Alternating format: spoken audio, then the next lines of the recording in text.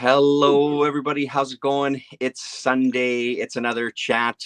Oh, maybe I should stop Welcome here. to those that are going to join us and those in the future. Hello, future. I hope there's Yeah. flying cars. And with me is Rasa. We have a guest showing up soon as well, too. Hopefully, Donald Rex will be joining us, as I just clicked to make sure he's not waiting in the back room. Yeah, we're here for our usual, Sunday talk about what we read. How are you doing? Yeah. Oh, I'm okay. Yeah, good. Spinning a little bit, but I'm okay. Right. not because I'm having a drink, by the way, but Right. Spinning because I'm here in the room with you. Yeah. Yes. So I haven't read them yet, but I showed you these online. I got two Jippy books. These were the only two that they had. So Garage Band and Land of the Suns. These were the only two my library was carrying. Hello, Celia. How are you doing? But one of the things that is going to be cool about them is that Garage Band is in color. Oh, and then Land of the Suns is all in black and white.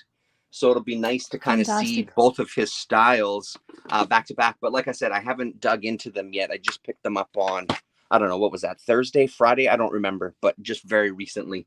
But I'm super excited because what you were showing looked gorgeous. So it's great to see it kind of in person. And I'm really excited to dive into those. That's cool. I'm glad you managed to get hold of it, because that GP, how you say? GP? Hello, Colin. It's really good for that story. Or one story is called. Oh yeah, so I'm keeping up with my sketch. Excellent. It didn't come out as I wanted to. I'm not going to show what I read after, but I'll show you. So this is what I got from his. Let me see. Hold on one sec. There we go. Okay. Oh yeah, sweet. So that's his face. Well, kind of like a little bit out of proportion, but I did my best. Yeah. And then how I don't know how you pronounce that one, but that one as well. Oh yeah, Ron Reggie Jr. Yeah, Halcanian, something like that. You said Halcyon, I think is what it was. Halcyon. I keep on keep mispronouncing. But anyway, so I had to fill up that. So I'm keeping up with that. And I have other ones which I've read, but I'm not going to show now because it would be kind of a spoiler. Right. Alert. Yeah. And I haven't drawn one more. But anyway, it doesn't matter. That's just hello, Sean, and hello, Rick Ray. How you doing? How's it? And of course, hello, Colin is here as well too. So thank you for joining us. We have 11 people watching. Holy smokes. Whew. That's like epic. You're so popular. We're gonna pause and we're gonna take a commercial break. These are our sponsors. Please visit our affiliate links. Please make sure you buy your alcohol. Yeah, that's right. Responsibly. This is sponsored by Kiwi today for me. And it's sponsored by tequila. Any kind will do. Wow, you're going hardcore, man. It's not even 6 o'clock yet, but somewhere is. Yeah, somewhere it's 6. Yeah. Yeah, well, 8 o'clock here, so you just tip away, Yeah, that's right. 6 a.m., 6 p.m., whatever. Plus that, yes, absolutely, Rick Ray. Thanks for the reminder. The Patreon link. Smash that like, pound that subscribe, demolish that bell. The algorithm's out to get us. Yeah. All of that stuff. So all 11 of you, it's already a lot. 12. Now there's 12. Oh wait, sorry to 12. Yeah. Wherever you are. So it's nice to do this chat. We're actually killing it this year. 2023 is going well. Right. So far. Have we? Yeah. I mean, it's what is it? It's the last Sunday of the month, isn't it? Yeah, because this week. Yeah. Hello, Rickard. How you doing? Rickard. So next week though, I won't be we won't be doing chat, or I won't be available to chat. Okay. Well, well, maybe I won't ask you what you're doing. It's none of my business. Yeah. No, I can share. Okay. Hopefully everything goes well. I'm going to London. Oh, sweet. Comic Mart. Yeah. Hopefully. Hey, shit, yeah. I'm not gonna like raise that to the level, because I'm already kind of like, there's so many rules change again and this bloody stuff but we'll see. I'll have a look if I'm even attempting, but the plan is to do that. Yes. That's awesome. Do a live stream. I'm just kidding. Yeah. you get nothing for being a king floating chatter, Colin. You get nothing. Early access to my foot in your ass. That's what you get. That's your channel, so you can say whatever. Yeah, that's right. You can come to my channel. Right. Donna Rex, hello, you're here. Come on in. I sent you the link there. Come on in. Yeah. So anyway. So just before we get started, last night, so sort of relates to comics because it's about images and stuff. I watched Clockwork Orange with my son last night. I haven't seen it for a long time. There's a couple of bonus features on here. There's a couple of short documentaries. There's a commentary track with Malcolm McDowell that I haven't listened to yet that I can't fucking wait to listen to. We watched the Channel 4 documentary called Still Tickin', The Return of Clockwork Orange. And they were talking in it about images and just how good, there's a very mild floating chat effect, but just some lotion, it'll get rid of that itchiness. So they were talking about how good he was at like producing these images that stick with you. And it was interesting because as we were watching the movie, like that's how I was remembering what was coming up. Oh, I remember this is going to happen. And some of these just iconic images that are just seared into my memory. It's a phenomenal movie. It was still just as good now as it was the last time that I saw it, which was, I don't even know how long ago at this point, 15 years ago, possibly. I don't remember. I've seen it quite a bit throughout my life, a number of times, and just unbelievable. And it's funny how also revisiting it now, some of the things that stick in it, there's a couple of ideas that I missed out on the first couple of times I watched it. There's this kind of political, it's always been there. Let me rephrase this. There was a couple of lines in there that I'd missed out on. There's one where he's walking through the jail to pick somebody for his experiments, this politician. And he says that these kind of criminals are we should be kind of rehabilitating them to get them out the door because we need this space for our political prisoners, was the line, something like that, which I found very interesting. So I found I focused a little more on that this time through. Really amazing. But seriously, the scenery, the way the movie opens up, just all of these images seared into your head, just kind of like with comics, some of those, like, because in my head, they are these still moments, even though there's a lot of movement and everything, there's these still moments that I can see very, very clearly. His face when he's drinking in the milk bar at the beginning with the fake eyelashes on one eye, like that is just like, that's front and center. And obviously, because that one's used in a lot of the advertisements and things too. Yeah, absolutely. I think I need to rewatch that as well because I think I watched it when I was a bit high. Right. And I don't really remember what happened afterwards. Like there's some scenes I really recall. Yep. Like you showed that picture, and that was like really kind of memorable because of the actor I really like. He's fantastic in it. Yeah, he's really I don't amazing. remember nor the ending nor anything because I'm not really well when it comes to being high.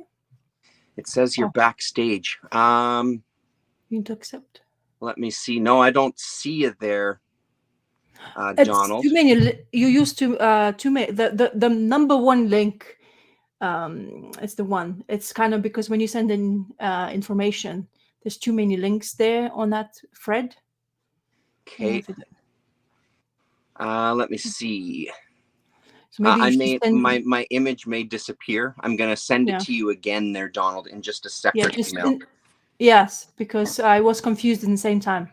Right. Okay. So was GP it is a creator or one story I was talking about last week, by the way. And yeah, you were showing some GP stories as well, books he picked up from library as well. Yeah, I just I'll show you again there, Sean.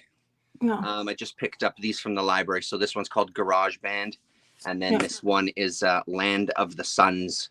They're both by an artist named Gipi, Gipi. This one's a Fantagraphics, and this one is I think this one's a first second book. So yeah. Again, first second comes through on the radar. Yeah. I'll have to show you some pinks and Donald, I sent you an email just on its own, and it just has the link, so it's not its own thread. So use that one that I just sent you. Yeah. That's what I had about. That's what I had about that in images, and just also I just love it so much. It's nice to. It was really great to watch it with him as well too. He really enjoyed it. I think he's the perfect age for it. He was kind of taken aback by some of the imagery in there as well too, because I mean, even the set design, costume design, it's its own thing, even though it kind of takes these elements of that section of England. I can't remember where they shot it. They said in the documentary, but the name is escaping me right now. And some of those places are apparently still standing at the time of that documentary anyway, like the apartment blocks and stuff, the flats or whatever. So cool. Yeah, it's pretty great. Cool. So talking about last week, I was talking to you about Halo Jones. Yes. Omnibus is going to come out. It's going to be in color. Oh, yeah. So it's, I have all black and white, and it originally came out in 2000 AD, of course. So it's going to come out in color. So that's another thing. A tidbit for people who maybe wants to get into Halo Jones world. Right. So it's going to be coming out, and I don't know which, this year it's going to come out anyway. Also, for the first time, I realized what a fan I am. So I always picked up Terry Moore's comic book in single format. But somehow I passed out on a Parker Girls series. Which is already going into first trade, which is like, what's happened to me? So my information gathering is really sparse lately. So it seems to be that's what happens. Right. There you go. Hello, Donald. Whoa. You made it. There you go. Yeah, must have had an old link. I noticed you sent another one. Yeah. I think that's probably what it is. Sometimes I have a habit of just continuing the thread.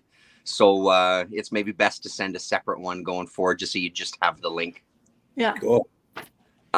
Just to touch on what you were saying, Rasa. So because I've got the Quality Comics, and they're in color as well too. So I wonder if they've been colored even from this.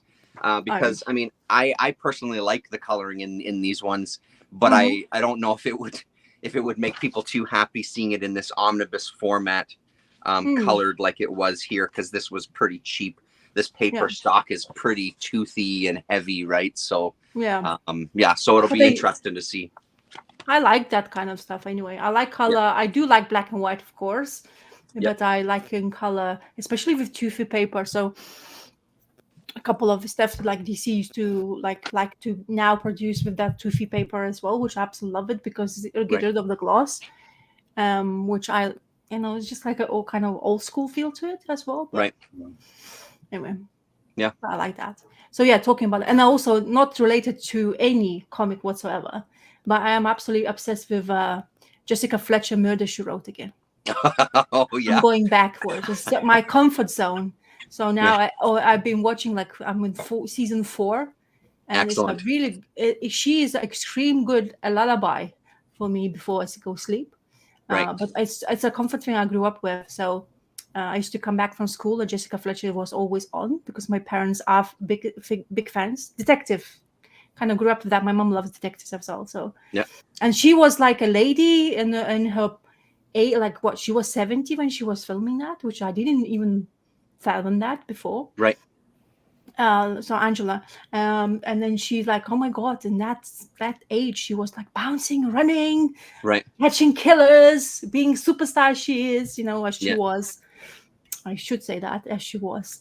But absolutely love that. That's amazing. I should send you, if I still have it, a friend of mine that I bowl with.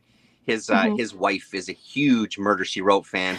And one year they recreated the intro. They filmed it with his wife starring in like the Angela Lansbury role, and refilmed the entire thing and pieced together a little trailer using the music and stuff. So if I can find the link, I'll send it to you on Twitter, so you can check it out. They do an amazing job. It's like it's shot for shot. It's just set here, obviously, instead of wherever they originally made the show or whatever. So yeah. So anyway, this is my comfort thing. I need something to soothe me down from world blues. Right. Every single day, you never know what you're gonna hear these days. So it's really comforting. I guess that's the thing when you grow up as a child, you go back to it. It makes you feel really comfortable. I mean, that nostalgia has a hold. I mean, that's, look at us, we're sitting around talking about comic books and sometimes stuff we read as kids, right? Like that nostalgia can really have a hold on you in this very kind of odd, comforting kind of way, right? Like there's this real kind of, I don't know, cuddliness to it. There's this real sense of security. And for me as a girl, it was fantastic seeing a lead. Right. Even though, it's not, doesn't matter how old she was. That's the thing. I didn't care when I was growing up. But she was a female in the lead and she was kicking ass and she was telling off coppers, which was fantastic. Yeah. You know what I mean? It's just what you kind of like, strong females is difficult to get hold of on telly or, at the end of the day. Yeah. But, especially while I was growing up as well. Yeah. Mm-hmm. But I didn't realize how many blue eyes there were in that TV show. Yeah. So like, where's the brown eyes? I mean, I'm brown and brunette. Come on, there's no need. It's not enough. Forget that. Where's the non-white people? Yeah, well, there was couple. Oh, that's right. They're the criminals. Sorry, I forgot. No. No, there was not only, but yeah, it's really aged. Let's say you wouldn't, they don't have all what we have now. You know what I mean? So right. That kind of stuff, which is like. But of that time and era, kind of understandable if you don't have gripes about that, Yeah, totally, yeah.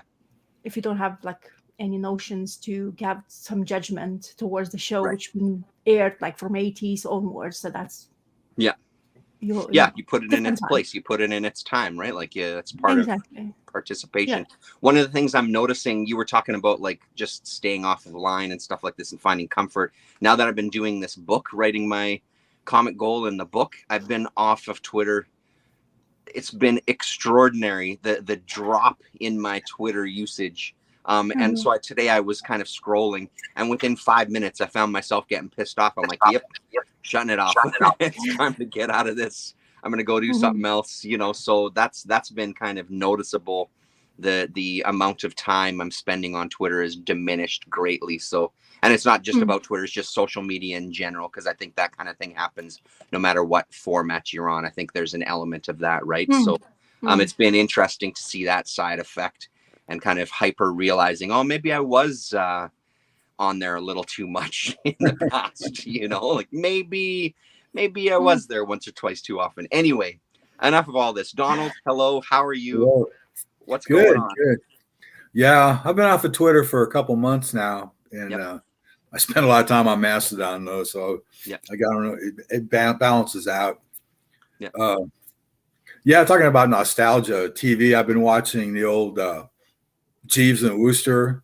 I saw those on DVDs back in the 90s, and then I ran across it on YouTube, and so I've been watching those, and they crack me up. Yeah, it's amazing the stuff that you can find on YouTube these days, these old shows and movies and things, like with no problem whatsoever. They're there, full episodes. Yeah.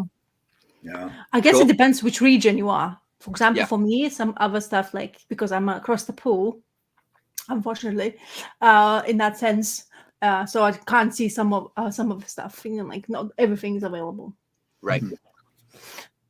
So but anyway, I'm okay with that. Yeah. So why don't we get into comics? Okay. Donald, did you want to start us off and share something you picked up? You were saying in email you picked up some stuff recently, or I picked up a lot of stuff lately. It's tax time, and I went to the store I used to work, the shop I used to work at, to get my tax form. And I was picking through some stuff, and my boss gifted me a bunch of comics. Sweet. It was really nice. I got one thing I got is this House of Secrets, number 57. Oh, wow. And it's got I forgot the guy's name. Blanking out here. You're welcome to the show. Yeah. Exactly. That's what we do all the time. Mort Meskin. Okay. And his it's kind of fragile, but he's kind of an artist, like not unlike Alex Toth. He could really draw the day-to-day stuff. He did superheroes back in the 40s, but by the 60s he was doing these House of Secrets. Let me see, what else did I get? Yeah, those old horror books are fun. I know that when I pick them up, it's good to just to get like that sampler almost of a bunch of different artists doing these little short stories. Very cool. Yeah. And then I got a Turok Son of Stone. Sweet. Which it's all dinosaurs all the time. Mm-hmm. To pin up on the back. Oh, that's cool. So the George front, did they do that often? The front cover just reproduced on the back without the logo? Yeah, that was common. They did that frequently. The artist on that cover is George Wilson, I think is his name. Okay. The sun coming. It's hard to see. And then I got a Sergeant Rock's Prize Battle Tales. Well, I love these DC Giants. Yeah, that's better. There you go. Kubert cover and a couple of Kubert stories inside. Oh, lovely. Oh, look at that. Oh, that's the face. Okay. I like this frontispiece that he did. Oh, beauty. Ooh. These Battle Tale books are all reprints, but he would do a few original pages. This also has some great art by let's see if I can find it. Ross Andrew. He was famous for doing Spider-Man. Right. Oh. But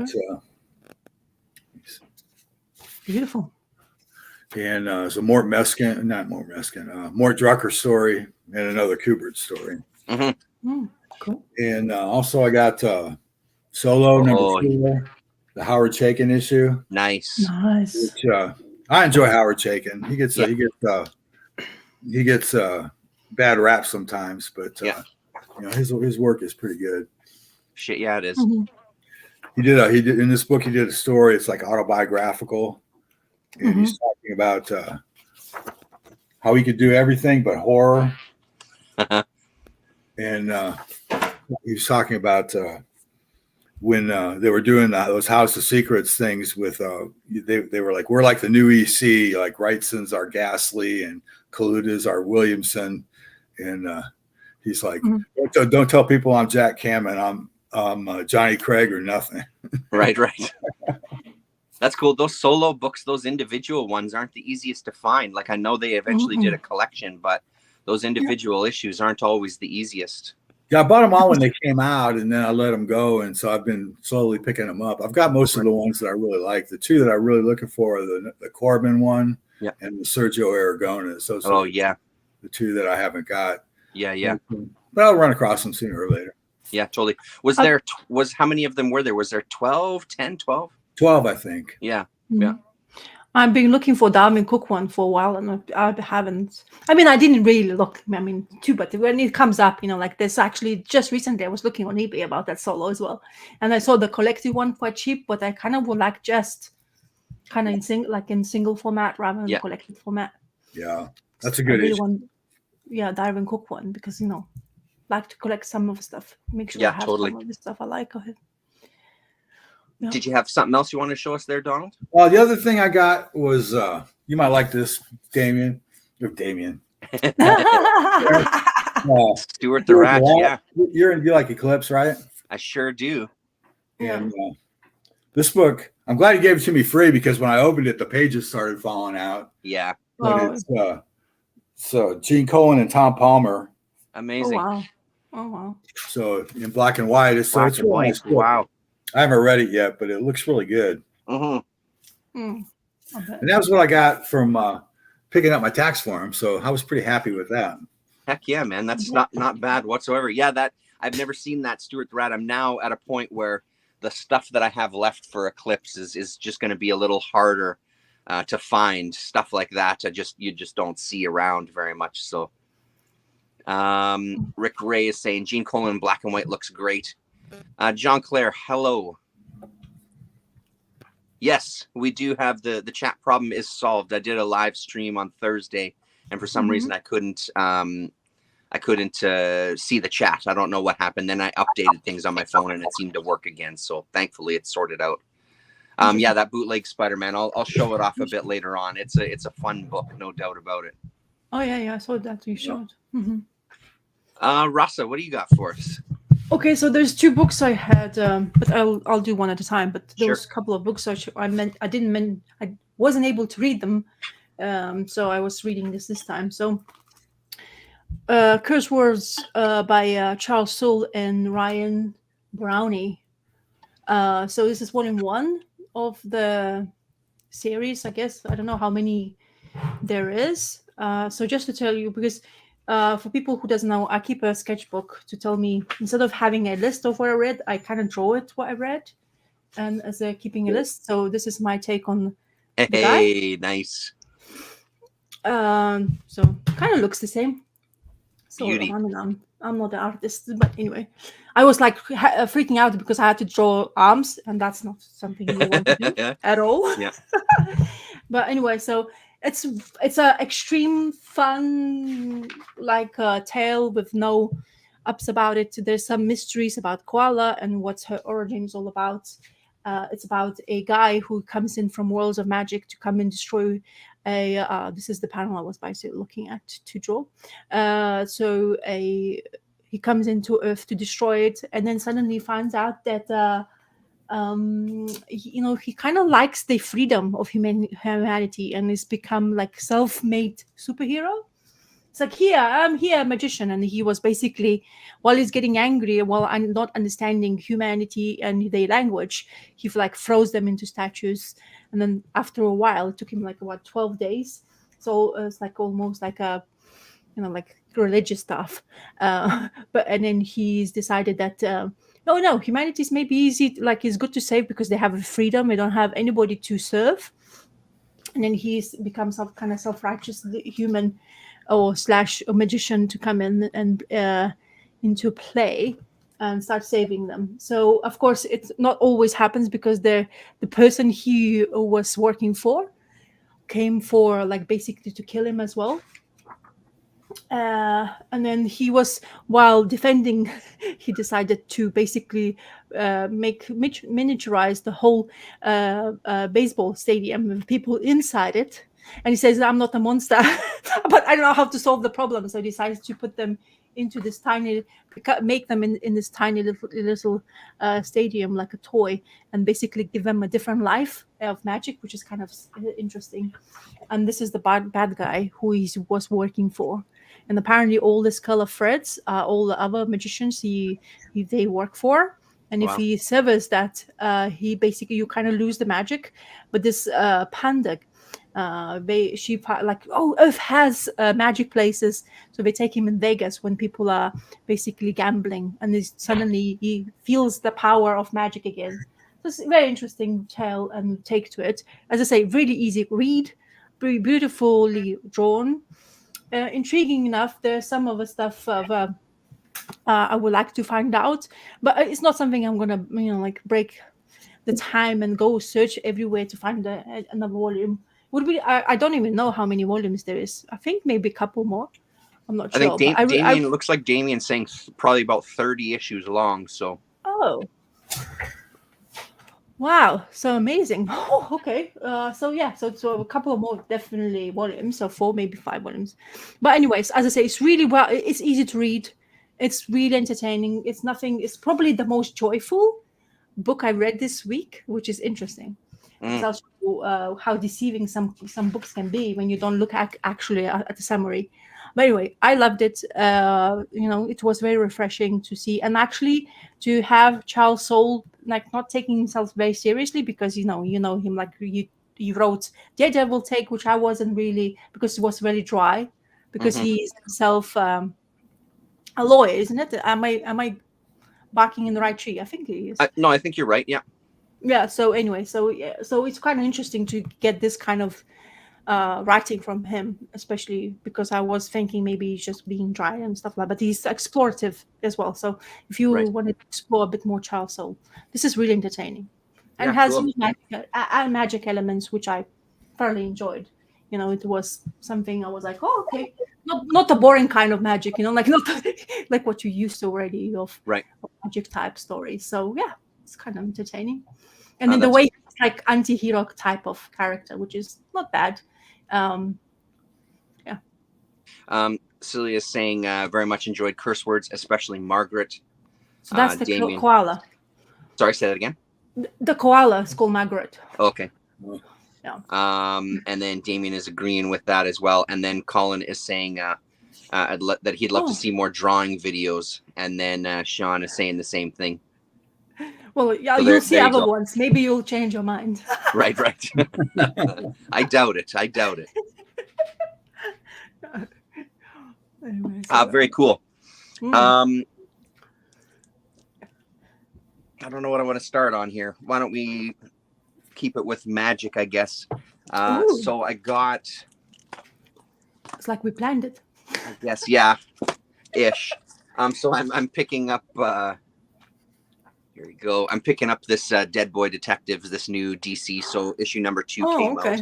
And I dig it. It's a good book so far. I'm not really sure where it's going. I'm dropping stuff here because I don't want to talk too much about this one. It's the other stuff that it kind of reminded me of. Let me make sure I give proper credits here before we move away from this, though. So they are Sandman Universe characters, yes? Correct. Yes. So there's the credits there for you. Jeff Stokely is the artist, and it's not a name I'm super familiar with, but I really like the look of it. It's a great, and it's a really fun story. So they end up talking about the witch Thessaly, from the Sandman universe. And it reminded me yet again, because it reminded me the first time too that I've got a couple of mini series. The Thessaliad by Bill Willingham and Sean McManus. It's a 4-issue series, and then Willingham and McManus again doing Thessaly Witch for Hire. And boy, oh boy, these were so much fun. So I was actually really enjoyed it. Even though when I dip into some of these Sandman universe stuff off to the side, I always feel like I'm sort of doing a little bit of a disservice because I don't know the whole world, right? But that didn't kind of stop this from still being an incredible read. So Thessaly is this the last witch of her kind who's extremely, extremely powerful. And man, when they introduce her, does she ever look like where's that really good picture of her? She looks like Sam Keith drew her. There was one image specifically that really looked like Sam Keith. Here we go. So there's these images here of her. This is Thessaly here, and she looks like she's right out of a Sam Keith book. Body type, glasses, everything about her, right? So really, really entertaining story. So Fetch is this ghost that's kind of sent some demons. It has been hired to kind of get her and kill her.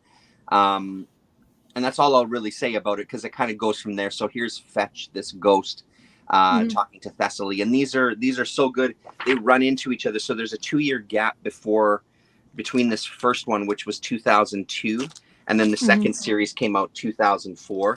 But it is a continuing, like they do continue. So they make references to this first series.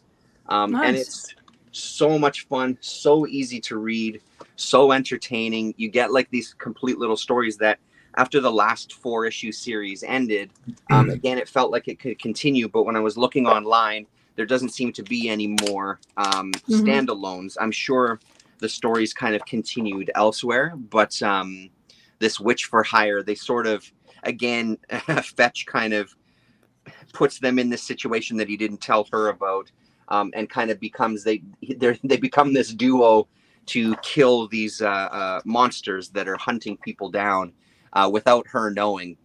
So she continually has to move through the years that we haven't seen her. She's continually have to move through cities because these demons kind of come to get her, stuff like this that she ends up killing. But it's been Fetch has been making deals with people and getting their demons to go after Thessaly, so she can dispatch them. It's really, really fun, very imaginative. It really fits in that Sandman universe. So very, very great, really great. I like that first series. I really like the Tara McPherson covers. Yeah, they're beautiful. Yes, I agree with you. Those are the standouts. I like these covers as well, but the other ones I like a lot more. I'll just kind of quickly show you. Did you know that Dead Boy Detective is going to have a TV show?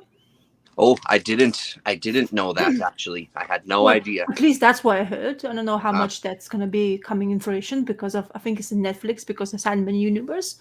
And I think maybe they want to put that out as well. I think so. I don't know if my facts are in order, but I thought still it's kind of interesting fact if they will do it. That would totally make sense since they're starting this new series, right? Like that completely makes sense to me that that would be part of it. So I'll just kind of quickly show you these covers for the first ones here. Oh, lovely. Yeah. Number 1 and number 2. Much more bold. Yeah. Beautiful stuff. Covers.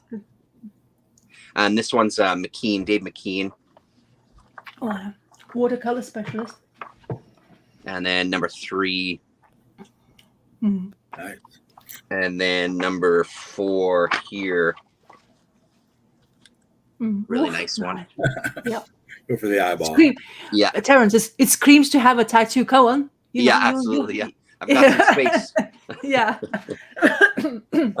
So it was super fun to kind of, again, like this idea that we've talked about going through the bins, going through the back issues. It was good to get that reminder again from this new series to like, oh yeah, I do have some of that stuff. I should dig into my Vertigo series and actually read those books that I've had sitting there for who knows how long.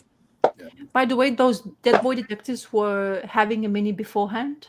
Yeah, I've got that one as well too. I've got an earlier one that I really enjoyed. That's kind of the strength of that was what caused me to pick up this new one, because otherwise I would have kind of passed it up. Like I like the art, but it's not something I would normally pick up off the shelf. But because it was Dead Boy Detectives, I thought I'd give it a shot.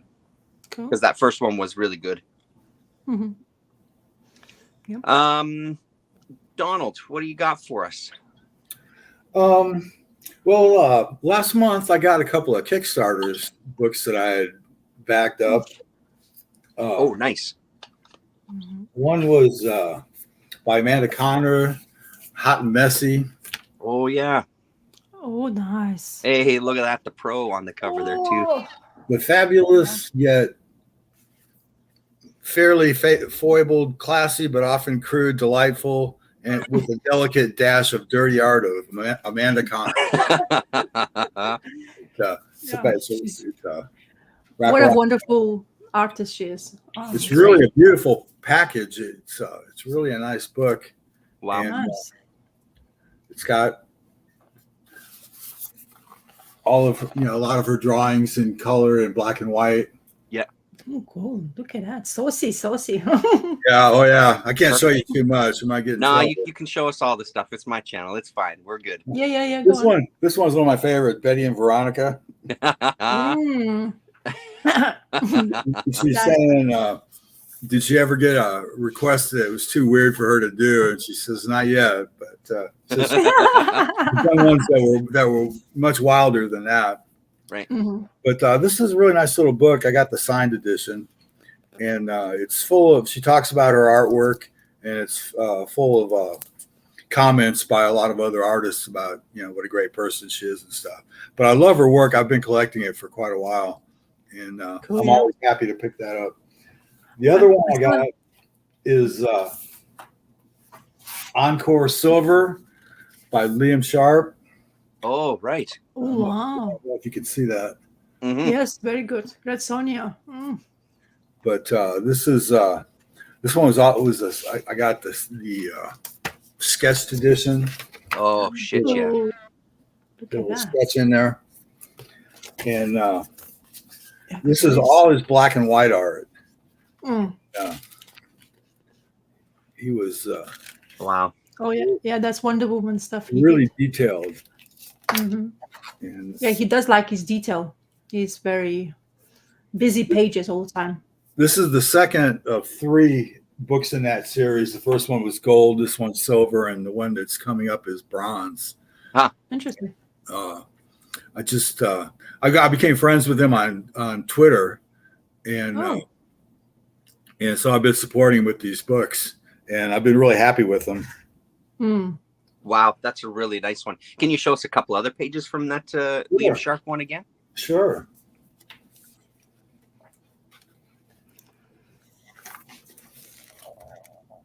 Wow. Ooh. It's so detailed. Yeah. Mm-hmm. That's beauty, man. And you said these just came recently? Yeah, I got them in December. Oh, okay, yeah. Oh wow, look at that. On the Green Lantern Run, yeah. Huh.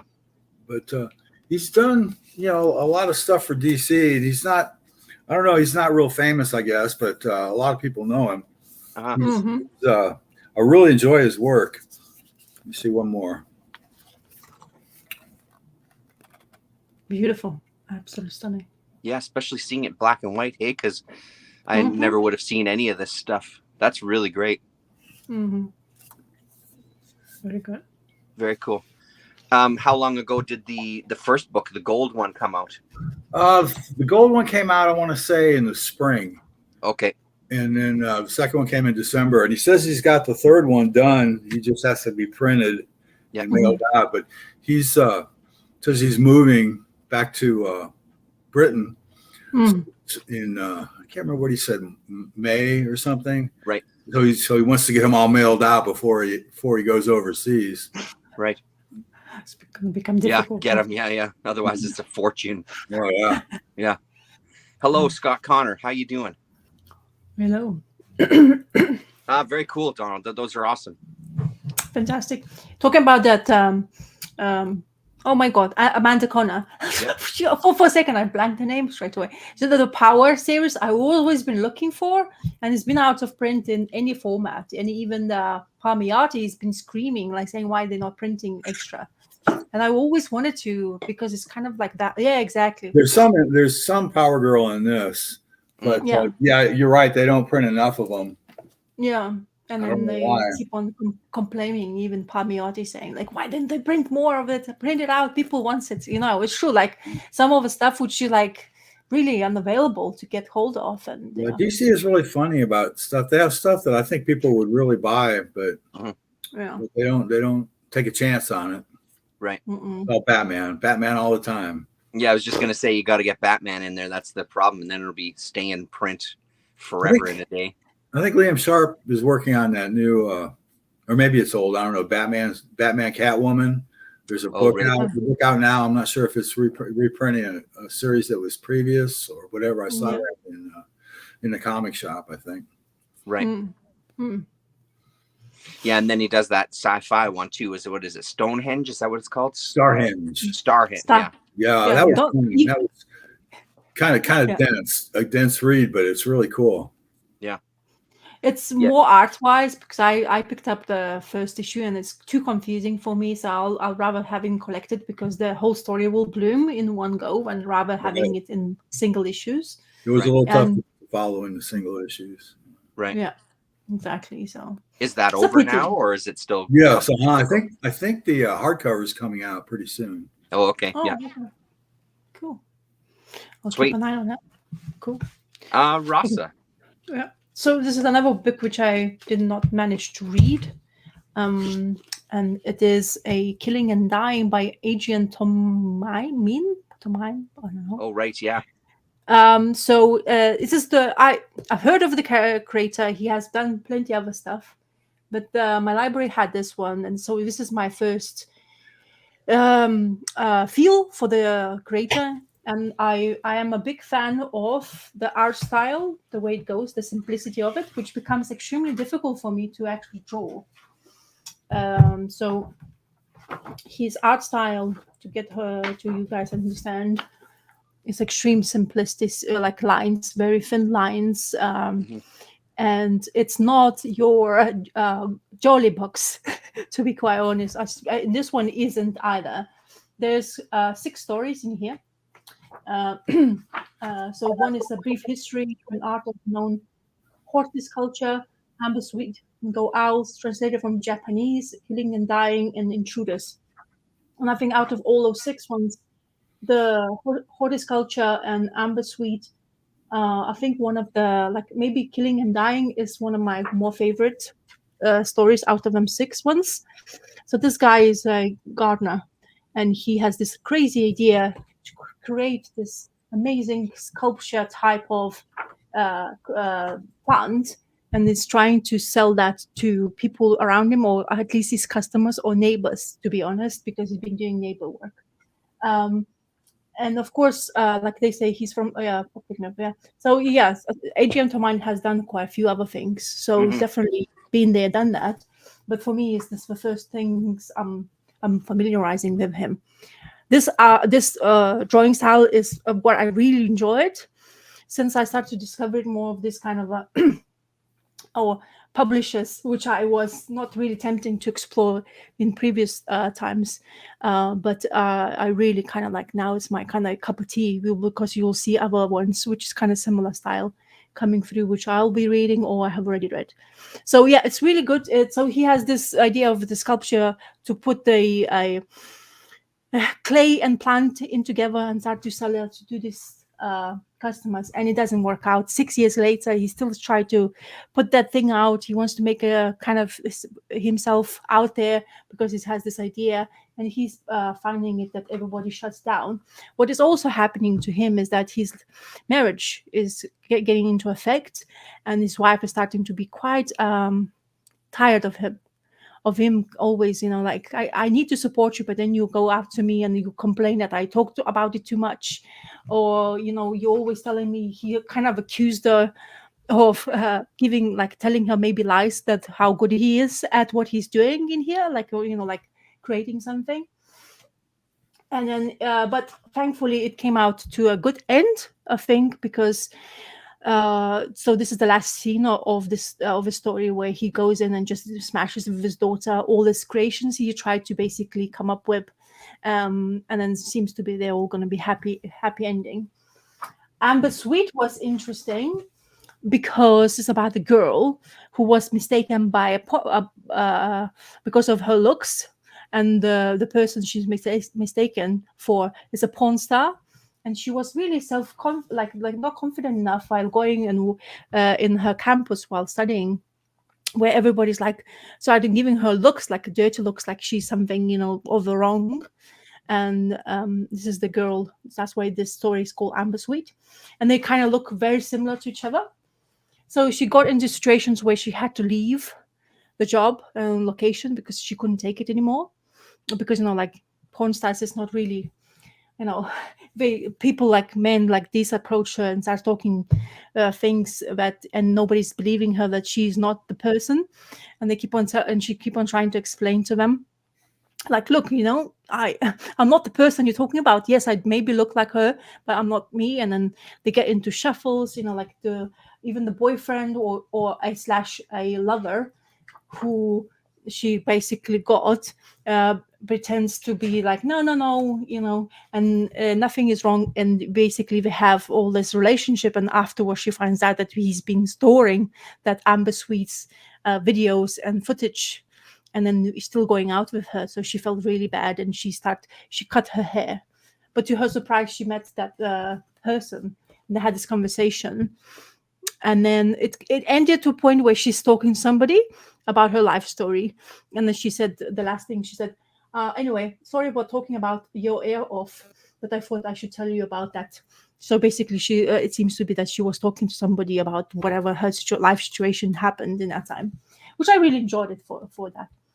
And as I say, the owl stuff was kind of creepy. So two alcoholic people meet together, anonymous, and she goes out with this dude who's kind of like a bit weird and has this obsession about a baseball team called the Owls, and have this relationship where he's becoming a little bit more abusive to her, and started to be becoming a little bit more dodgy in the relationship, where she's like she's not telling any, she can't tell him when he doesn't like it. He becomes kind of aggressive towards her. Also, we find out that he is selling weed to people and stuff like that. But how he gets the end of the story is actually quite interesting. I was really surprised by it. Maybe I wouldn't spoil it if people hasn't read it yet, but it was kind of a surprise for me how he got caught up and the actual real background story of his life was all about. So very entertaining little book, which is art-wise is absolutely fantastic. And this is another story just to show you. I really like this multi-panel situations, especially art style is so minimalistic. and it just really works for me graphically. And Mhm. apparently, he's good friends with Adrian Ware, isn't it? The guy who has kind of similar style.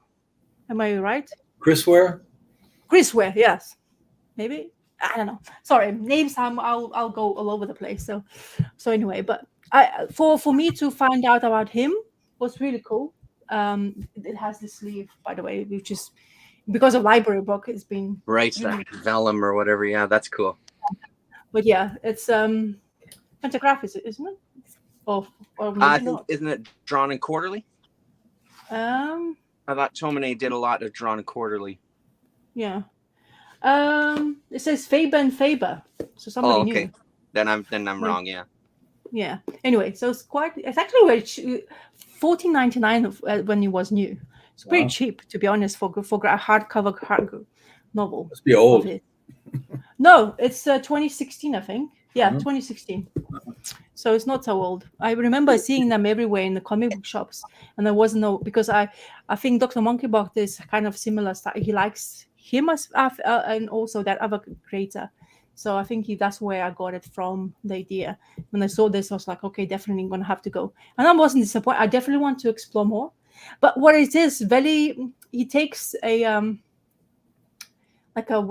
let's say working class situations in the family situations, and kind of becomes like not always like a good ending. So he has this style of being kind of a melancholy type of storyline. Right. Where you kind of lets you a little bit maybe down, or he surprises you. But this artistic style and his panel layouts is really fascinating me, because I've started because I've been drawing, I find it really difficult to do simplistic style, which is absolutely kind of weird, because it's just a couple of lines. It's just because I don't use the pencil. Okay. Yep. I just use my fountain pen to draw. It's kind of like one wrong move in that simple line can destroy the drawing. Right. So this is the drawing I did for the. Hold on one sec. There we go. Okay. So for Killing and Dying. So sweet. I got him and her, two of the stories, which I felt like they was more interesting characters. So I took him. And as you see, don't look at the arms, okay? I'm trying to prevent from, but I'm learning. But as I say, extremely difficult to draw simplistic. Yeah, shit, yeah, man. I am making maybe my life a little bit more complicated when it comes to not using pencil, which I could just like scratch away and make it perfect lines. But it's not the point for me of doing that. Yeah. This thing, what I'm doing now. It's all about recording what I've read and then just remind me, because I'm a visual person. When I remember something, the names of some people, I just tend to not forget them and don't remember. So visually, I'm stimulated by memory. So it seems to be this way it works. Yeah.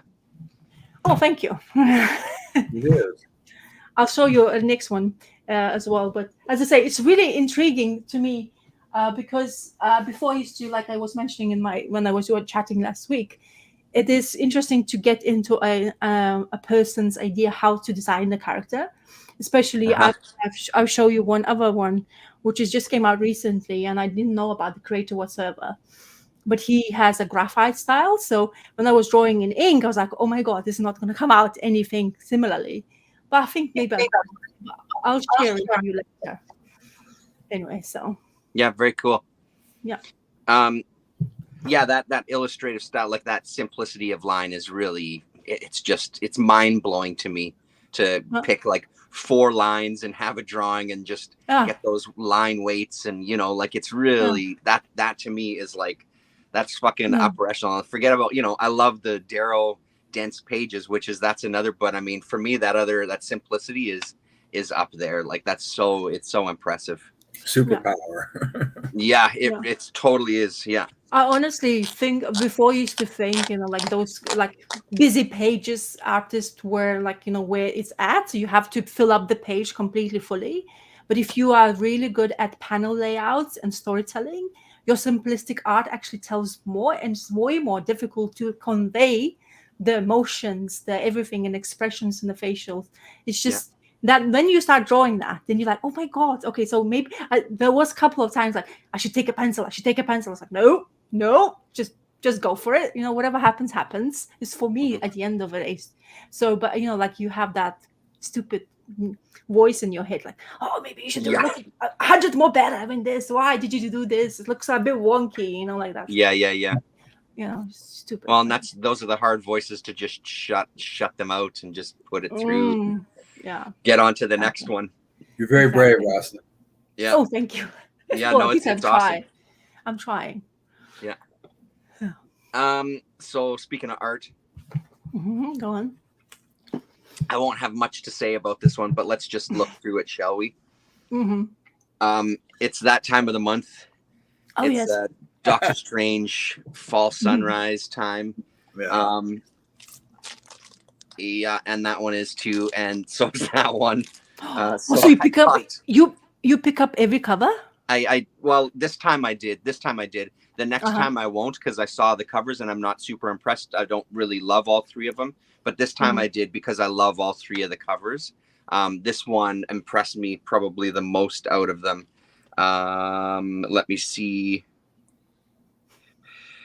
Chris Anka, Paulina Ganuccio. I believe this is Paulina's cover on this one. I'm not seeing a signature on it, but there's this neat, I don't know how it comes across. There's this neat, almost kind of fuzzy effect to these lines that he's kind of, you know, vomiting out and juggling.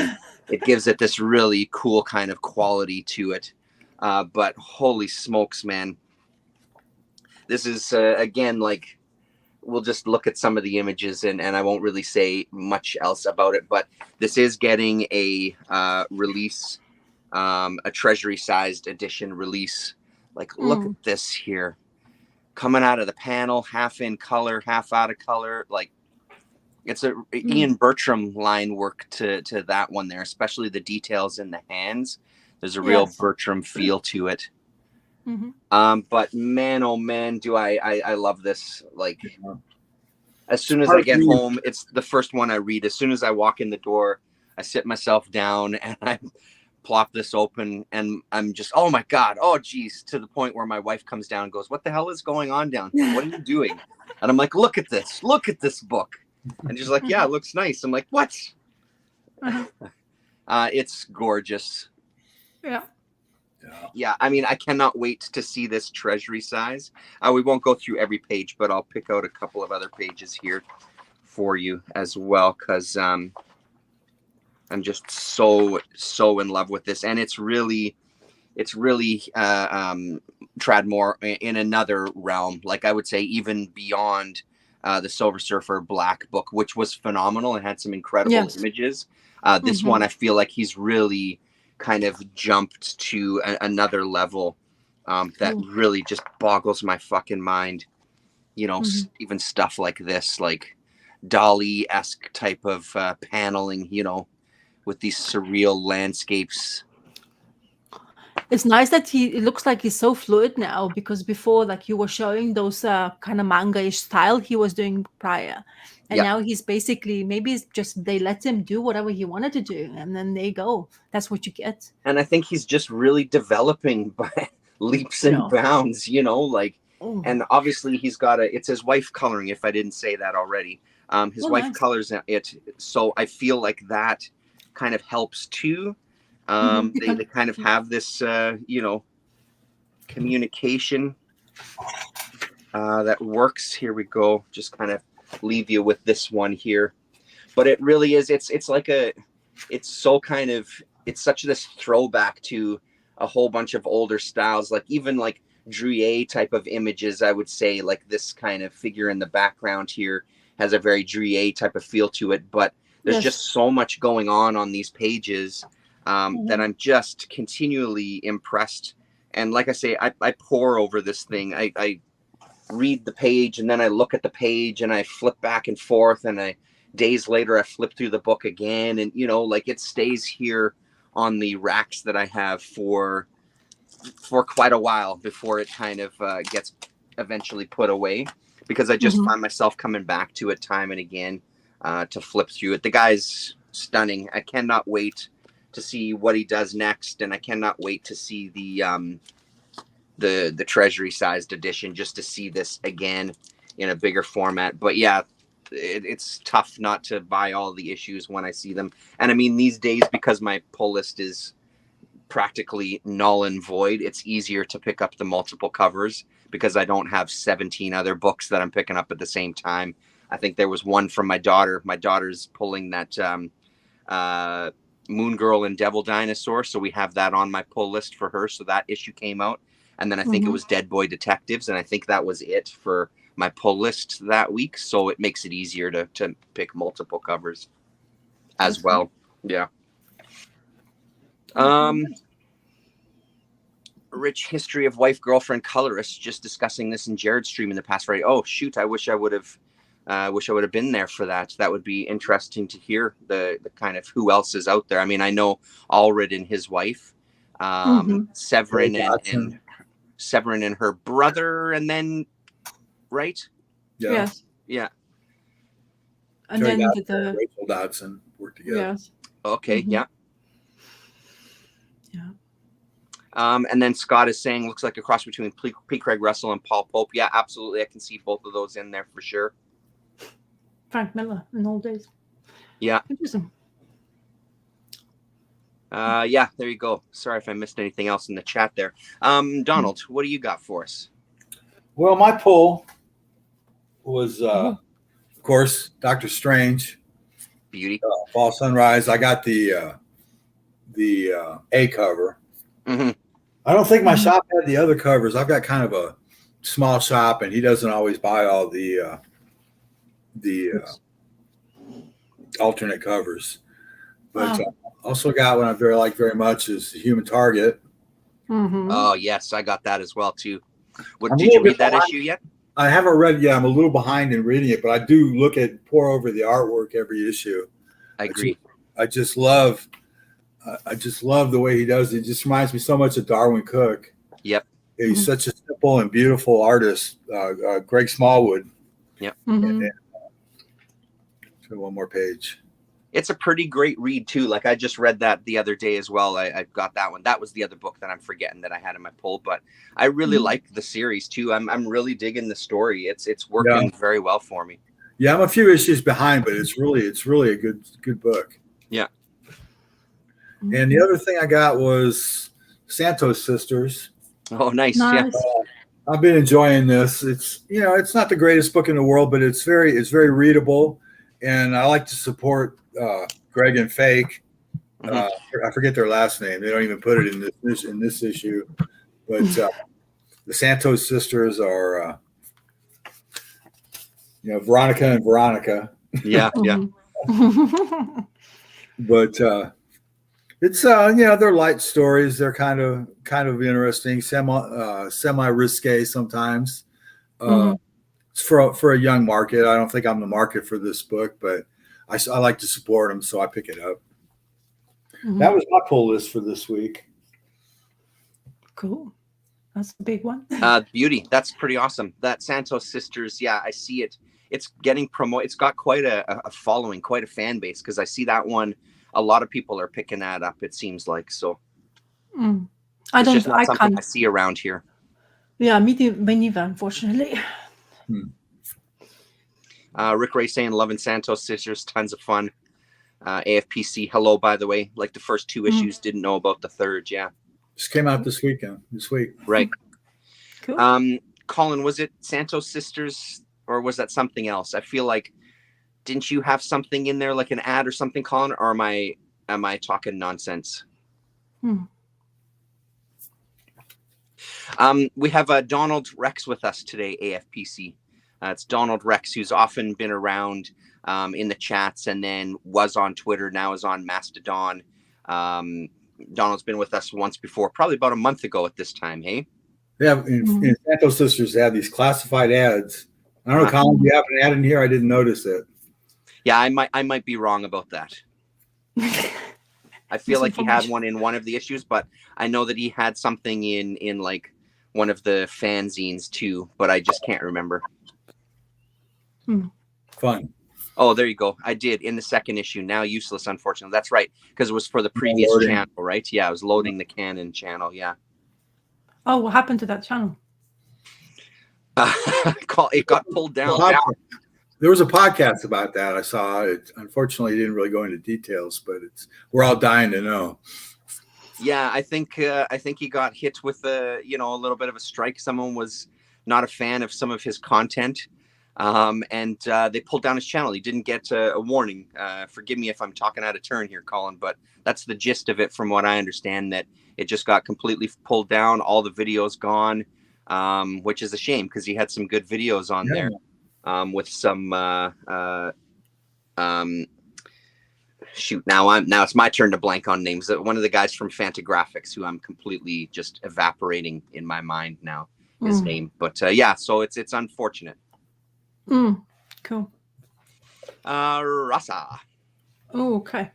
So this is kind of like, I think it came out. So my library is killing it, to be honest, when it comes to this graphic novels. I mean, I don't know what the hell is happening, but I'm really happy they are doing this. So this came out 2022, and it's called Slash Them All. Antoine Maillard. So it's a Fantagraphics book. Came out 2022, as I said. Stupendously, beautifully designed book. The cover has this tooth to it, which I have not seen. It also has embossing happening up there and then at the back. This is quite dark, intense read. You can also have you can follow this creator on Instagram, which I wasn't aware of, and he has this magical pencils lines. So this is how it looks fantastic, like all bloody and red on purpose. No wonder he used to call them Slash 'em All. Kind of dark mind this creator have. It looks really nicely done. This book is like proper brand new. I know, maybe just put it in on the shelves, and I just picked it up because I saw it. It just stood out so much. Oh, right. And it's so it's a whole gonna be in graphite style. So all black and white.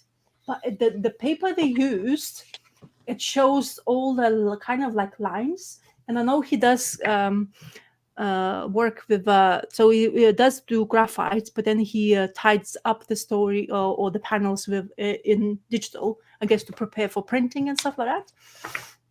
So this story starts in this town where the girls are going to the party, and they see this guy approaching. Let me show you that, because that's basically spoiling the moment. So they're talking, having a drink. They're really young, 16s, 18s. And they see this guy, and the guy basically smashed the girl with the bat, and ends up killing them both. And that happens. This is the scene, and that happens continually happening. It's like a small town where the kids having issues. Like you can see a guy with a knife killing somebody, putting them into the ground, and I was like, what the hell, man? This is like really dark. And it's like wakes up, oh my God, maybe it's just a dream. So it's kind of suburban town. I think it looks like Florida with those palms in here. I presume it's America. But the creator is he's French, I think. So he's European, but he's been traveling in and out. He visited California. And stuff like that. I guess this was one of the inspirations for him to create this stuff. I don't know. You can, as I say, follow him on Instagram. It kind of tells you the whole shebang, how he creates this book. You can actually see him working at it, which is actually very fascinating, because I really wanted to find out, is it a digital or actual pencil lines I'm looking at? So the story is very mysterious because, okay, so as I say, I keep on drawing. So I got inspired by this weirdo, so I decided to draw him as well. Oh. So as you can see, kind of looks like him, I think. But God, yeah. you know, I'm in ink, he's in graphite. You Right. can have a little bit more mood to him. Yeah. But you know, I think I got him in a younger version of him. So he has a very horrible kind of seems to be relationship with his mum. Mum's overtakes him completely, like tells him what not to do, who not to go out with. He is not sure of himself, and he blossoms to somebody kind of uncomfortable. person where he starts killing animals, and he doesn't really recall if it is actually a dream or not. And this creator is really mysterious when it comes to telling exactly who murderous part is. So it's all between every whole story happens in kind of like the school, and a couple of main characters we are following through. So beautiful storytelling. I was kind of because like sometimes you wanted to tell you who it exactly is. I think this creator is kind of telling the story to kind of, maybe he's going to have a continuation. But it also, honestly, it's not disappointing. It's just that I wanted more, because it's so well designed, it's well thought of. The characters are like what you expect them to be from the teenage years, the way how they present, how you have them going through life and stuff like that. But it's honestly who is doing what, and that the guy with the bat. There's this panel where this girl who has very difficult life, where her mom drinks, smokes, and does whatever, and then she's also selling drugs in order to basically kind of like rebel in that sense. So she gets confronted by this bad guy, but I don't know. I don't remember. See which page it was. It showed you that she's confronted by him, but then his clothes drops on the floor and he disappears, and we don't follow him anymore. So in that part, I was like questioning: was it actually? Is this a dream? Because it does really feel like, or like split personality situations. When people will like wake up, like Fight Club situations, like that kind of stuff.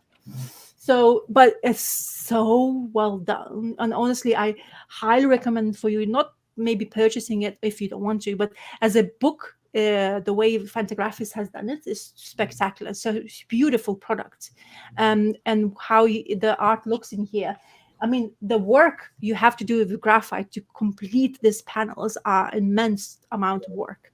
I mean, a lot of blending and all that stuff, and getting those shades right. And look at the sea, and it's just, you feel the emotions as well, which is absolutely fantastic. And to do all that without smearing, it's great. Yeah, and then those scenes like this, where the oceans and stuff. So as I say, I highly recommend for you to check it out, because you can see in all the printed, like the paper, the way the Fantagraphics printed this book, it's really did justice to the style of work he does. He also does color a lot in his Instagram feed, which I saw. And as I say, there you go, that the slashing. So yeah, it's very interesting. As you can see, this guy who's basically murdering everybody doesn't have a face. It's almost like a golem type of creature. Anyway, so I don't know exactly what happened, but it's up to you guys as well to basically have a look if you want to. But it really did impression on me. I absolutely loved the way he drew, and yeah, and how it ended. It was kind of interesting. But yeah, highly recommend this. It's kind of like really like it's just gonna die. Most of the time, people are just dying right, left, and center. But it's absolutely smashing little products Fantagraphics has put up. Really did justice to this creator for sure. And he's been in New Yorker. Apparently, you can find this art in New Yorker, which I'm not familiar with New Yorker because I'm across the pond. So I'm not familiar with that. Even though we can buy it in England, that's for sure. I've seen it in news agents and stuff like that. But apparently, he's been there, and he had the show as well done for him, so people that came to see his artwork, the whole process of his work as well. So he's well known. So I'm just familiarized myself now, because I lucked out of this. As I say, this library is killing, honestly, because everything, it seems like I go in there and there's like, oh, this is, and I look it up and like, oh, 2022 is like, Jesus, people, okay, thank you very much. I'm first to get hold of it. So because it just feels like I purchased it, yeah. I have I've decided to put a list together, like our Sunday chat list, and I put it on there. So I've got a note, slash them all, Fantagraphics. I'll be looking for that to see if I find it. Because there's so often we talk about stuff and I'm like, oh, I got to look for that. And I always forget. So I'm like, screw it. Doing a list. So it's definitely huge, of like bigger format. Oh, wait, let me try to make it actually work. There you go. So it's bigger format. of than actual comic. So Right. it's a kind of album art style, like I told you, which I really like now even more. The more bigger the pages, the better for me. Yeah. And this kind of story where you have serial killer who is doing the deeds.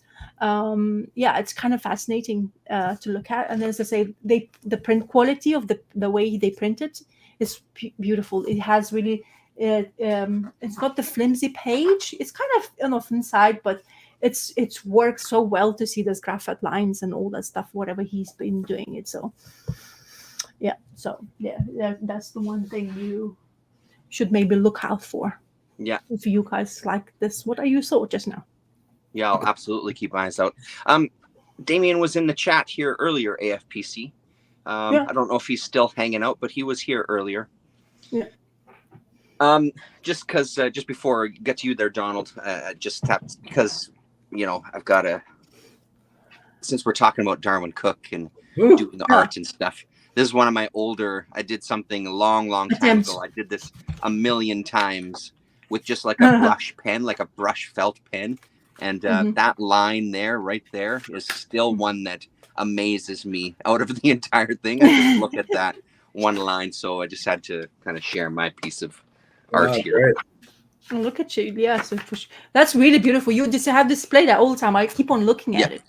Yeah, it's in the background. I have it on the wall. It's one of those things that I've had for quite a while that I just did. Like I said, drew it on backing boards a million times. And then finally got one that I'm like, oh, I like that one. That one worked. But again, this idea of like, fuck me, that is hard. That is hard to do. It was, and you were talking about it too with Rasa, just kind of getting in that mindset of the creator and when they're doing these things, it's really, so yeah, it's nice to get that insight, I guess. Over my shoulder here is a piece of fan art I did. It's a painting of Batman #4. I don't know if you can see it. Mm-hmm. Oh, yeah. I did a number of paintings like that. If I move over, you can see there's a crazy cat that I did too. Oh, shush. Wow. Really? Because I thought that's a poster or some paint. Like I assumed that art. same thing. Yeah. Yeah. Yeah, I did paintings of comic covers for a while. My hands are getting more arthritic, and it's harder for me to hold the brush, so I don't really do them too much anymore. Yeah. But I enjoy them. That's very cool. Do you have anything for us? Yes. New drawing segment. It'll be a new edition. Yeah. I picked up a couple of books that I was really surprised to find. Nightmaster, DC Showcase. Oh, wow.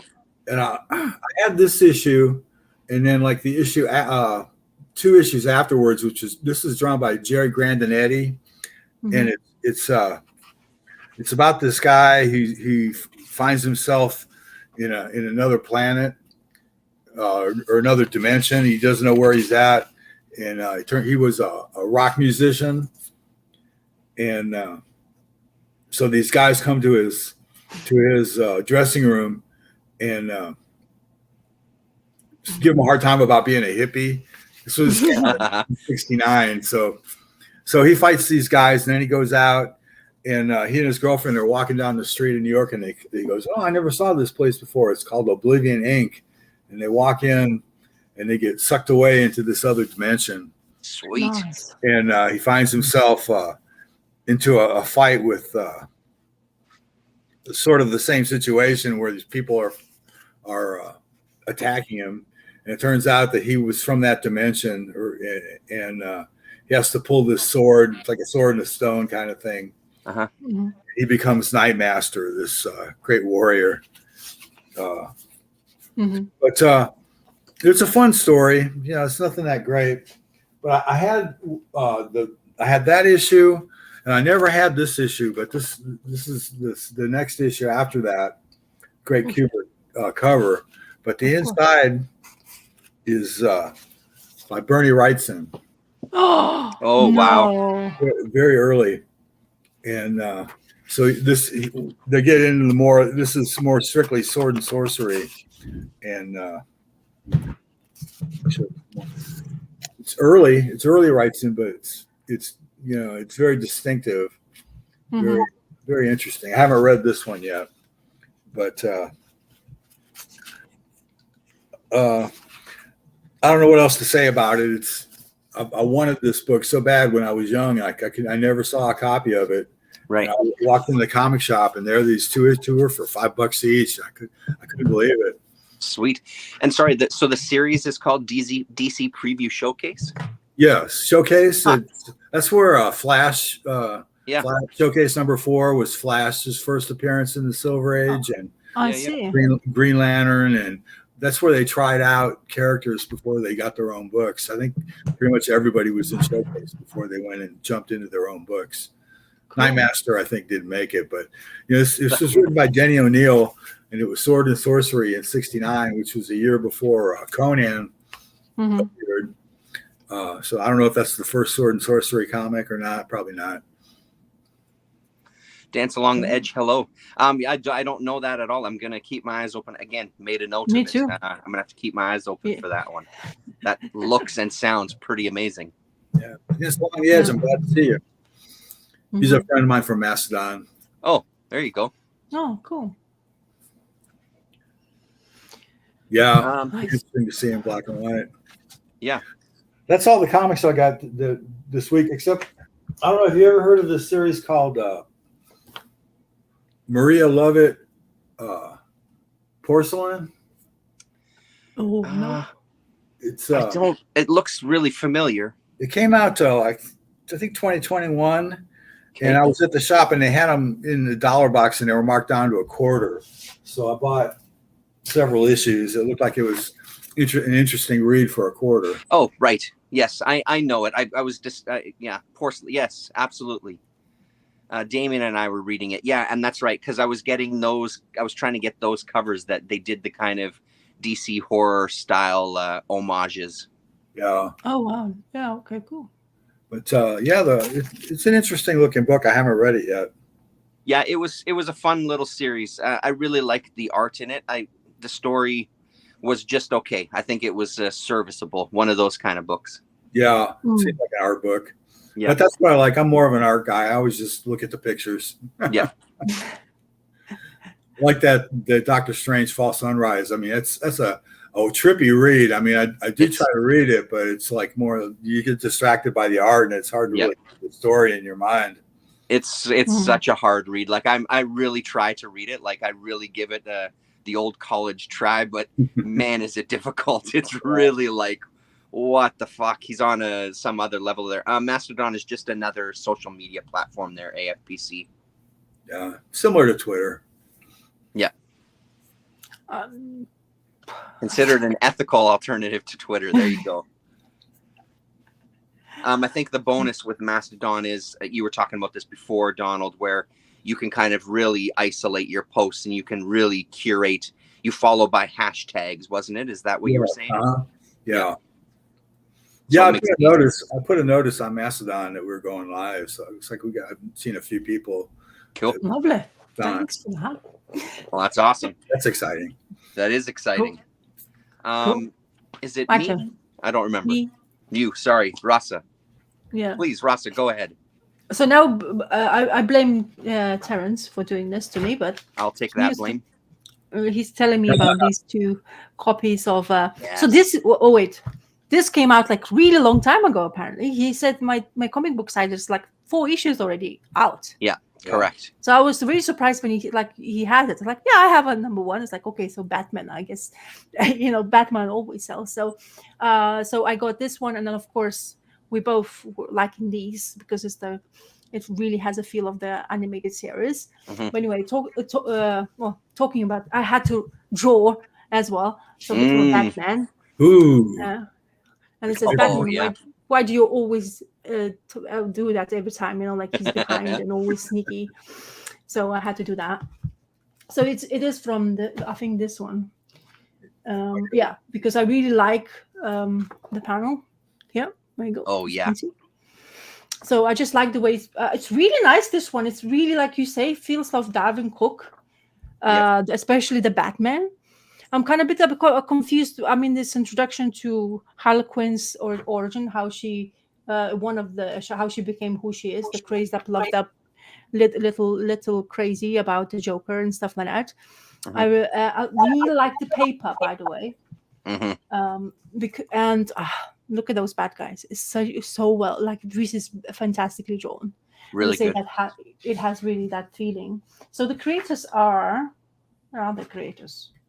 Come on, DC, are you trying to confuse me once again? I don't even know. Yeah, sometimes at the back. Yeah, McNichols, McKees, and Bone. There's no names. I don't see that, like your atypical introductory page. Wait, I think it's in later. Oh my god, maybe not. Oh yeah, it is. There you go. So Dennis McNicholas is the writer, Anthony McKees is penciler, and Jay Bone is inker, and Dave Stewart is a colorist. So here you go. That's why to even be more lovable, like really cool. So it's really a really good story, to be honest.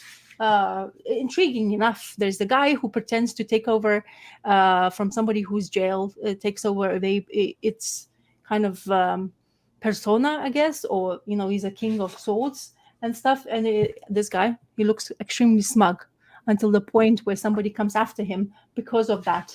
And it was fantastic to see. It's very funny, to be honest, in some way. Until they come, and then he freaks out. He's like, yeah, take everything, whatever you want. I don't need, I'm not the one you're thinking about. I'm not the right one. And then go talk to Batman. And of course, they are going to talk to Batman. But I really like this advertisement because I really like the Sergeant Rock cover. That's Bruce Campbell, Eduardo Rizzo, and Gary Frank cover. Yeah, Damien's reading that one and says good things about it. I'm curious to pick that up if it comes to a collection. Yeah. So yeah, it's one of those Batman stories where it's not in those DC continuations, but it has pages like these. As I say, Dave Stewart coloring. Of course, it'll give you an eye to look at. So I was very surprised how old this came out, how long ago it came out, and my comic book guy still had it. And I really like this because Killer Croc got juiced up as well, and he's in love, and he starts seeing and talking to dolls, which is kind of interesting, intriguing part. And I don't know where we want to take the story to it. But yeah, so this is the Batman audio adventures. The other thing I found out the other day about that book is that it is actually an audio podcast drama. There's an actual thing as well too, cool. Which I had no idea about. I just saw that the other day, so I haven't listened yet. But I need to listen to that, I think. I was looking at that book at my comic shop. They had all the issues on the rack still, so I didn't really have the money to buy them, but since I got 2 recommendations, maybe I'll pick it up. It's an entertaining read, man. I just pick up the first one. I highly recommend. If it's still there, it's going to be still there. Just pick up issue 1 and see. But I really like the art. And of course, it has those endearing moments, and has that really also kind of like has an animated style kind of like feel to it as well. Whereas this one, especially, which I'm talking about, Adventures Continue, season 3. So it's a third in the series, which I don't know how many issues they're going to continue having and how many is out already, to be honest. But my comic book, I had it. So I picked it up because I really enjoy this because, as I say, the love for animated series, and it has all of the things how you would see the series on the television, all the characters. And yes, I agree with Terrence. They back to being that better looking style of art. Like, this panel, come on. If that not screams the series, where else, can be. And the story is intriguing with a guy, a priest who was not really a good guy, which I was surprised by that. Very good. And I really like this interaction where she's feeding all the Black Mask, Penguin, and whoever bad guys of the Gotham War. And she's one of was she a wife of a bad guy who took over, and she's basically the one who had a bodyguard or / lover who knows information, but he was captured, and they're discussing how we're gonna take over or kill him or deal with the situation. That's what I say. But the way they speak about she made meatballs, and the way she looks there, and she says this will be muscled and all tied and skewered as well. So she's taking the point onwards. She's not going to be a slouch for sure. And he has this comedy elements, and I really like the way he's Alfred drawn. So do I. Yeah, I think it's what I think Alfred should look like. And yeah, so it's still having as entertaining as it always has been. So a bit more of the Batman in my life, but in this series I don't mind it because it doesn't get into element of DC whatsoever, which is not a bad thing, but it's not I want to delve into it because it's overly complicated. There's so many issues now, and there's lots of always Joker, Batman, even though there's in here, but I'm kind of tired of that kind of storytelling. I need the more relaxed Batman with those little side notes of how he's now appears to him, and that cave, the way they the cape they draw is absolutely fantastic with that, like it's just really stylistically beautiful to look at. Yeah, it really is. And like you said, I like that it exists outside all the other kind of Batman universe stuff. It's its own thing, and you can read it and you don't have to worry. And it's just such fun stuff. And I also showed that to my son, and my son, he did not think Batman. And I was like, okay, cool. So there's some elements where maybe it's a bit too much for him to see in some ways, because it has some dark images, but not so bad, honestly. That's right.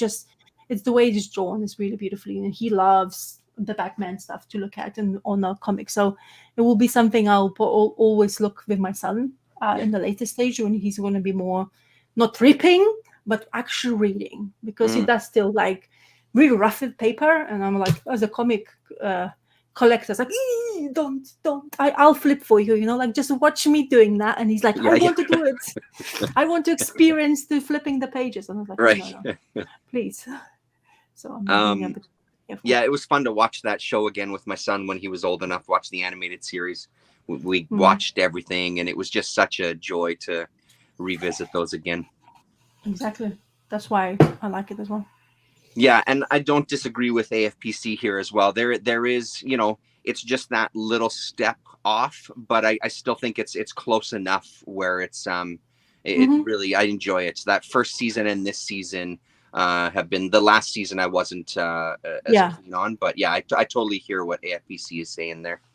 Yeah, the season 2 had because the artist or I think Dini had the problems, the writer, with health. I think it was a little bit. Yeah, that's right. Yeah, I believe it was the artist that was having health issues from. I think it was Scott had mentioned that to us before. Yeah. So anyway, still good. I found this in a 25-cent bin yesterday, called Misspent Youths from Brave New Words. I think it's 1991. And the creator, written and illustrated by David Lee Ingersoll, who I wasn't familiar with. I think, yes, Ty Templeton. That's correct there, AFPC. I think I haven't heard of David Lee Ingersoll. I think this was a 4-issue miniseries here from Brave New Words. Brave New Words has done stuff by Matt Howarth as well in the past. And this David Lee really he's got a nice mix of Howarth and Rick McCullum, my Ashley Dust guy. But there's a lot of Matt Howarth in here, and this was an absolute blast of a little read here, diving right into the characters themselves. So I feel like I am missing something, although not missing too much.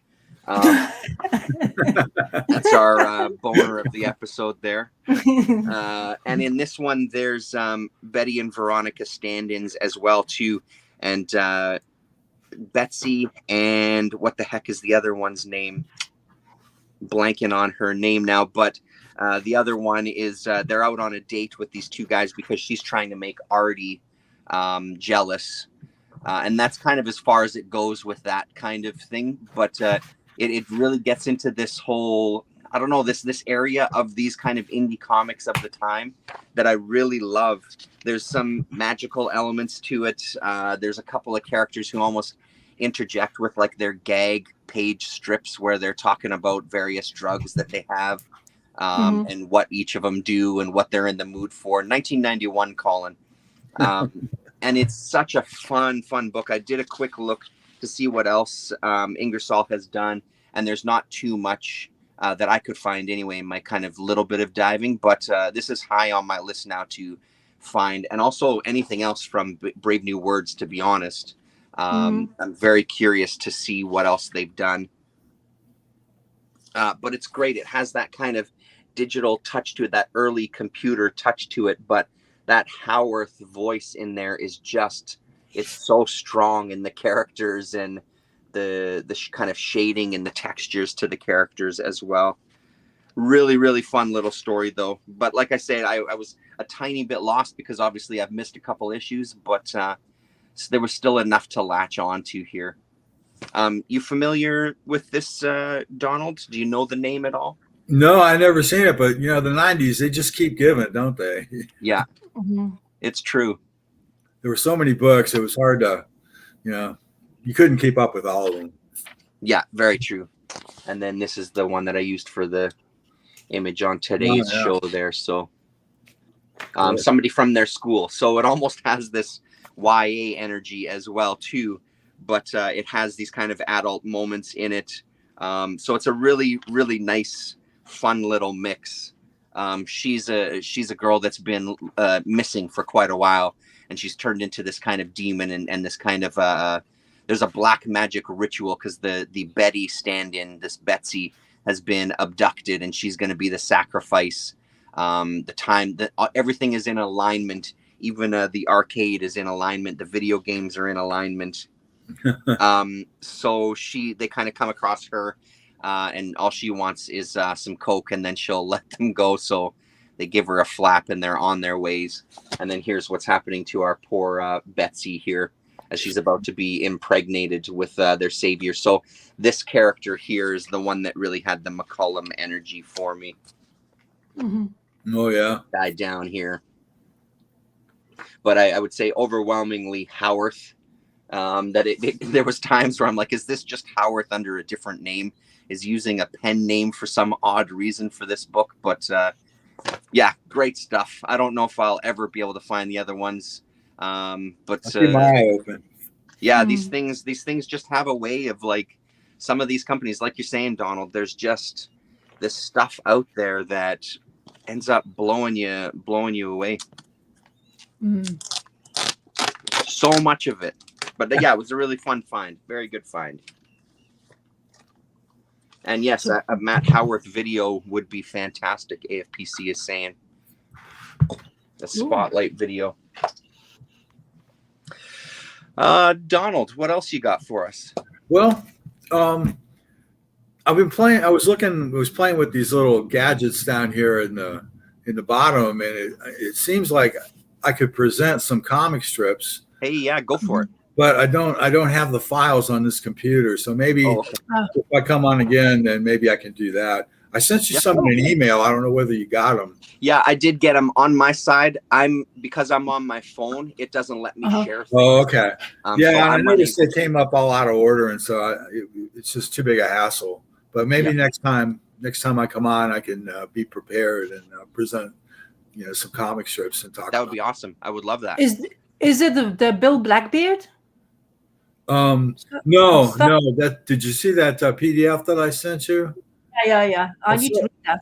That's so interesting. They used to have a link that you could see it, but I can't find it, so I guess they don't have it on there anymore. But it's such an interesting story. Cool, definitely, yeah.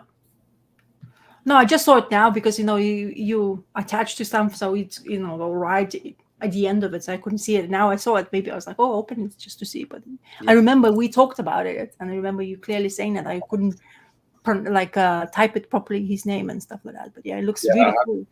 I always get Bluebeard and Blackbeard and Blackbird. Yeah. Right. He's been around for my whole life. He's really influenced me a lot in my love of comic strips. Right. Yeah, cool. Yeah, and then maybe when you come on again too, when you share that, we'd love to see some close-ups of the paintings as well too, Donald. Oh, okay. Yeah, I can do that. That would be fantastic. Yeah. So then should we go one last round there, Rasa? Do you want to hit us with something? Okay, so I have 2 books. So should I do 2 of them in the same time? Yeah, absolutely. Give her. Okay. So I'm continuously having turtles. Yeah. my love for turtles, like 135, 136, going strong. So I'm 160 issues in because I started from 30. So that's why it's 106 issues I'm in. But this is what I like about turtles. Hey. So this is what I grew up with, animated series. I thought I will draw this way rather than me drawing the style of this creator here. So the story is continuously crazy because it's involved with Armageddon game, and unfortunately to me, because I am not picking up all other issues which contains that, especially with issues of Armageddon game, I decided not to. I just pick up this main title only because otherwise I will never have a pull list if I continuously picking up all the turtle titles which comes out, and they come out like 4 a week, which is a lot. At least. So it's quite a commitment if you want to do that. They even have a checklist, which is great. But yeah, when you see that, like November, 4 issues came out, like December, 3, January, 3 issues. It's just quite a lot of turtles. And I do like the turtles, but I think sometimes like it's too much of It's a lot, yeah. I don't want to get tired of it. It's supposed to be happy-go-lucky moment for me where I just wanted to relax and get into the world of it. And it's a bit chaotic at the moment, lots of actions.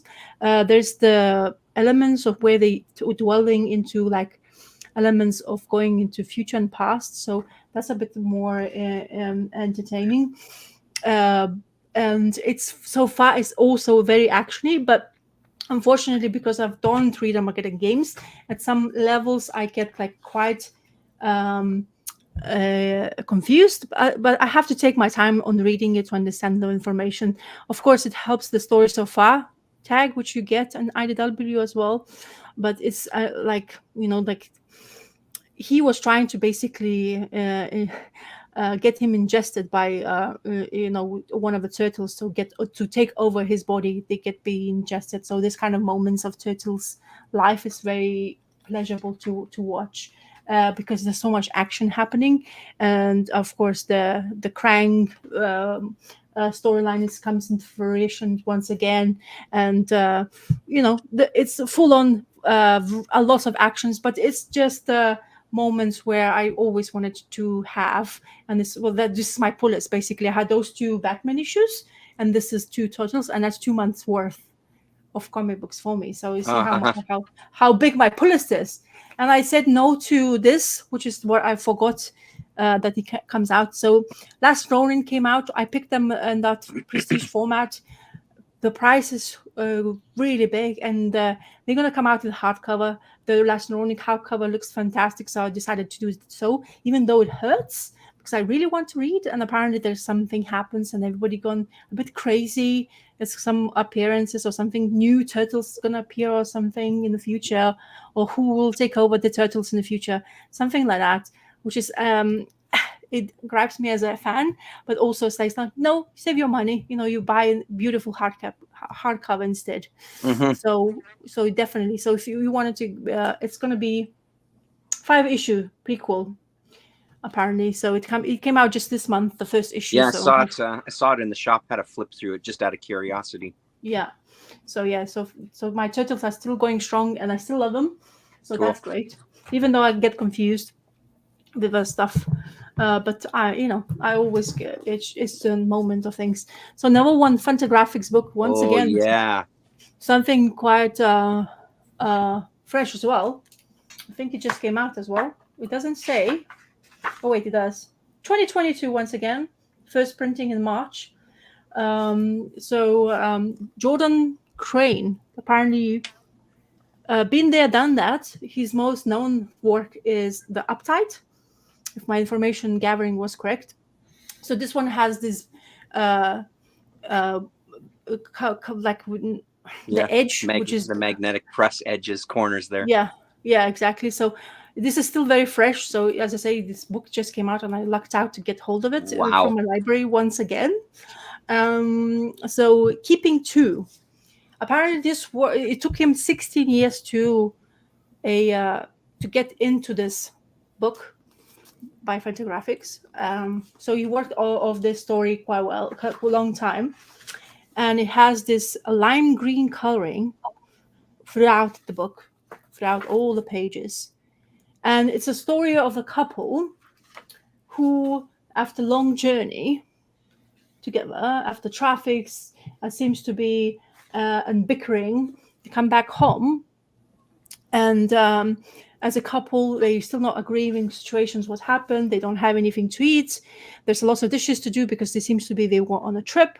They're getting information from their telephones to whoever left the voicemails, and the conversation starts with deaths.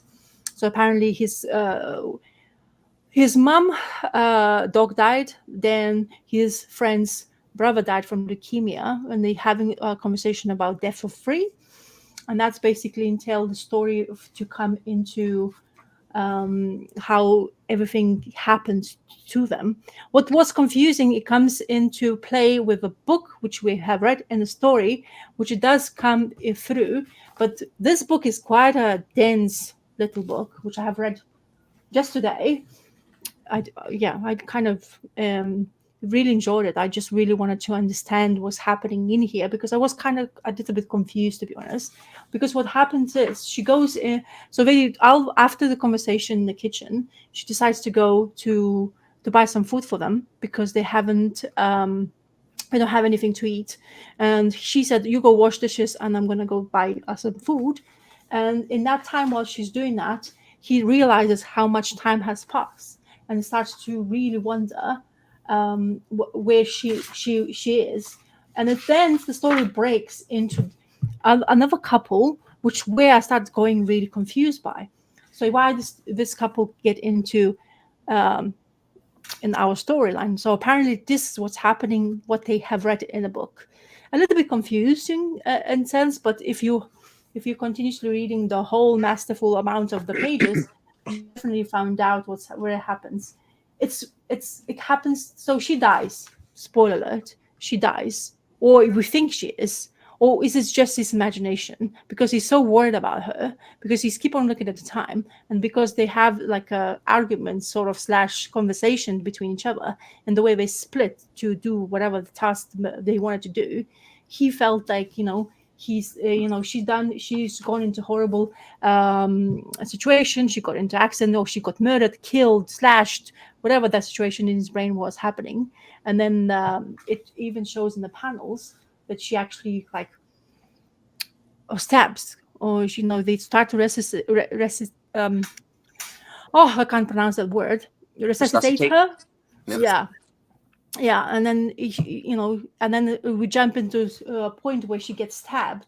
Then we jump into a point where he starts drinking, because it's supposed to be already in the future. So as I say, a bit confusing, but it's well worth the time to understand what's happening around here.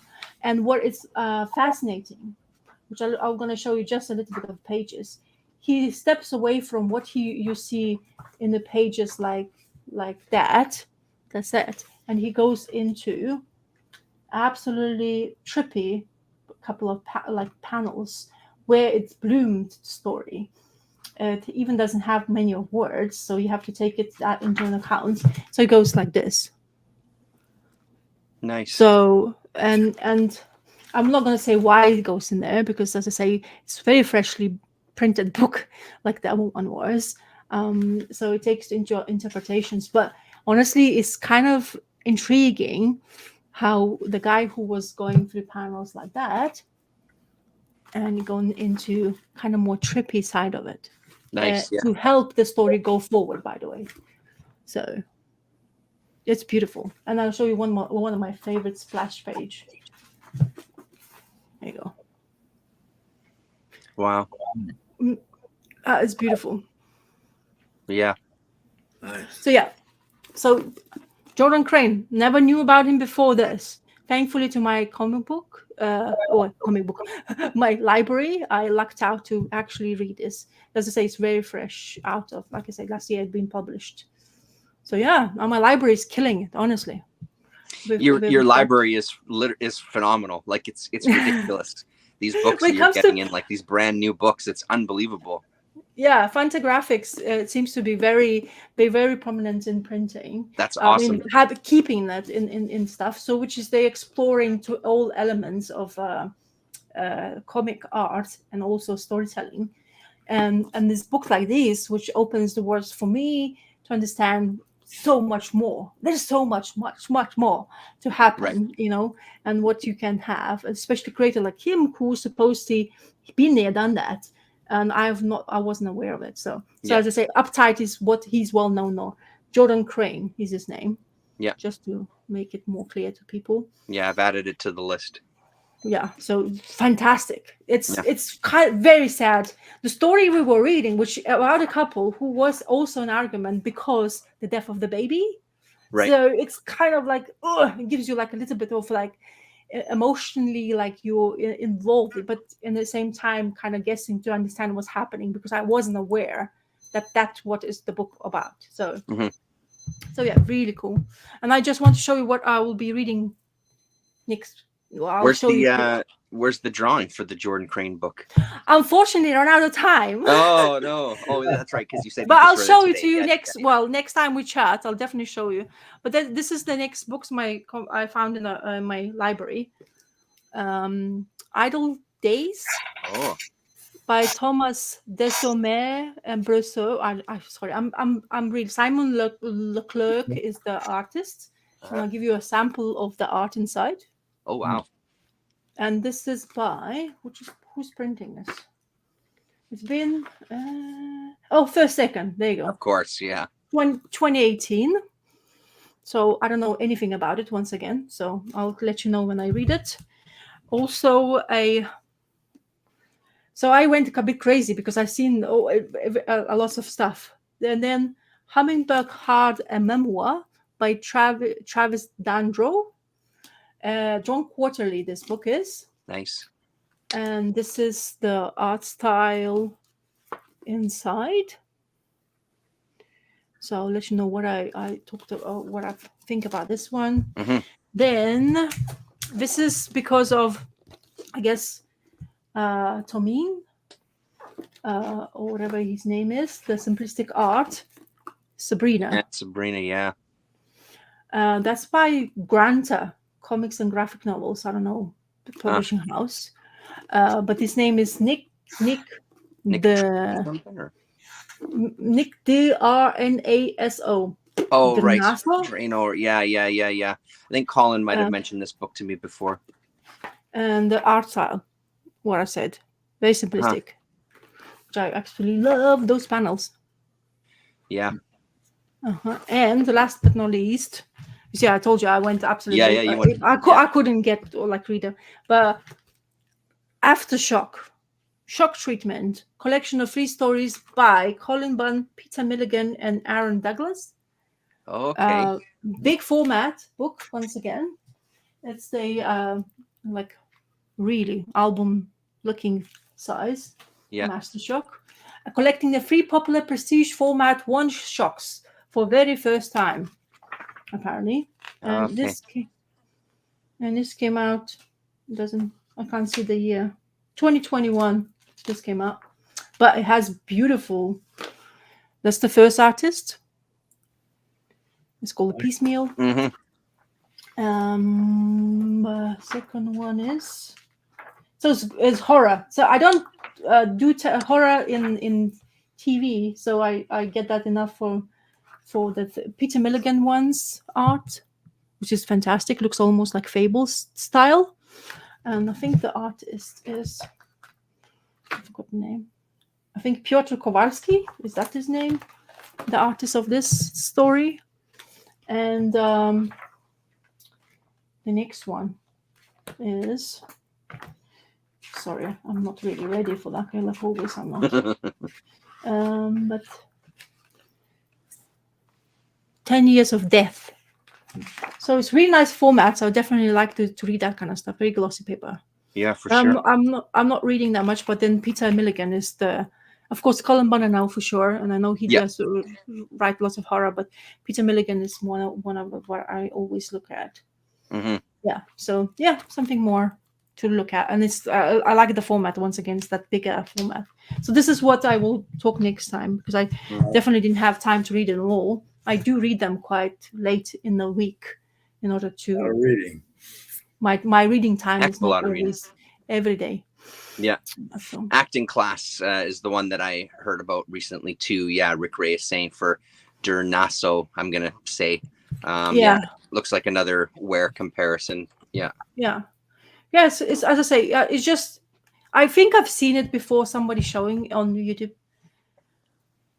Yeah, so I will have a look. It's extremely simplistic, more in like the eyes, the face, like, there's not much going on there, but I really starting to really thoroughly enjoy the style. The more simplistic it is, it becomes more fascinating the more I get delved into that kind of realm of drawing and storytelling. Yeah. My library is killing, as I say. It's absolutely fantastic to go there and get excited once again, because I never know what I'm gonna, especially like Fantagraphic books, because now I read more Fantagraphic books now than I have ever had, because of yours.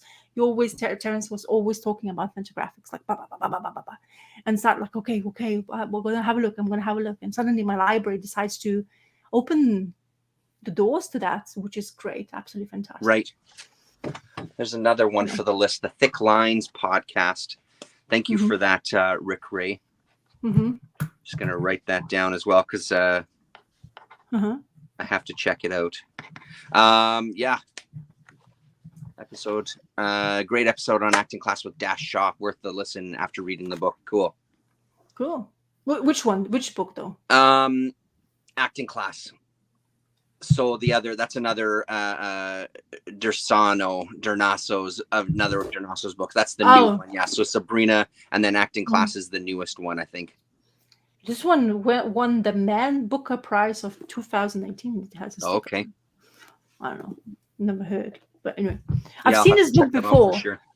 And I remember seeing this book before in the library, but I did not pick it up. And this time I just had I went for it. Like, I picked up 8 books in one go, which doesn't really happen to me. That's way too much commitment. But then I have a choice to, just do whatever I want to read. But as I say, I'm really spoiled by library, having those kind of books. Like, the creators, like, this would take 16 years to come up with a storyline, and suddenly I'm having in my hands after, just come out recently. It's just kind of amazing to even think totally about. Is. So I can show it to you guys. So it's absolutely beautiful. It's kind of tiring. Just a bit of a warning. This green color, after a while, it kind of messes with your eyes, because you start seeing kind of a little bit too much green because of the like, even I. This is not planned, but that's usually the color I have. This is kind of similar color, the background I have. But it's fantastic read. But and the art style is really good, because they kind of like look babyish at the first pages, and then they grow like older, more regretful kind of towards the conversations what happened between them and situations. So it's really fascinating to be even reading this. So right. Well, I made a note of a couple of the ones you have yet to read, so I'll see if I can find them at my library as well too, and try to read them as well. So because this one is in particularly completely like really filled pages. You can even see them on the back, like on the pages, and it has like Calvin and Hobbes in here, even the Peanuts as well, and Crazy Cat, by the way. Oh yeah, there you go. So the guy is a fan of everything so that's why. But I didn't even look. I just looked afterwards and they picked it up. I was like, oh my god. Even has Ren and Stimpy as a poster inside. Yeah, nice.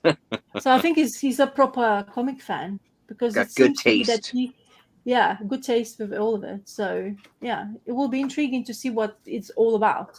So far, everything was like the pages I look at.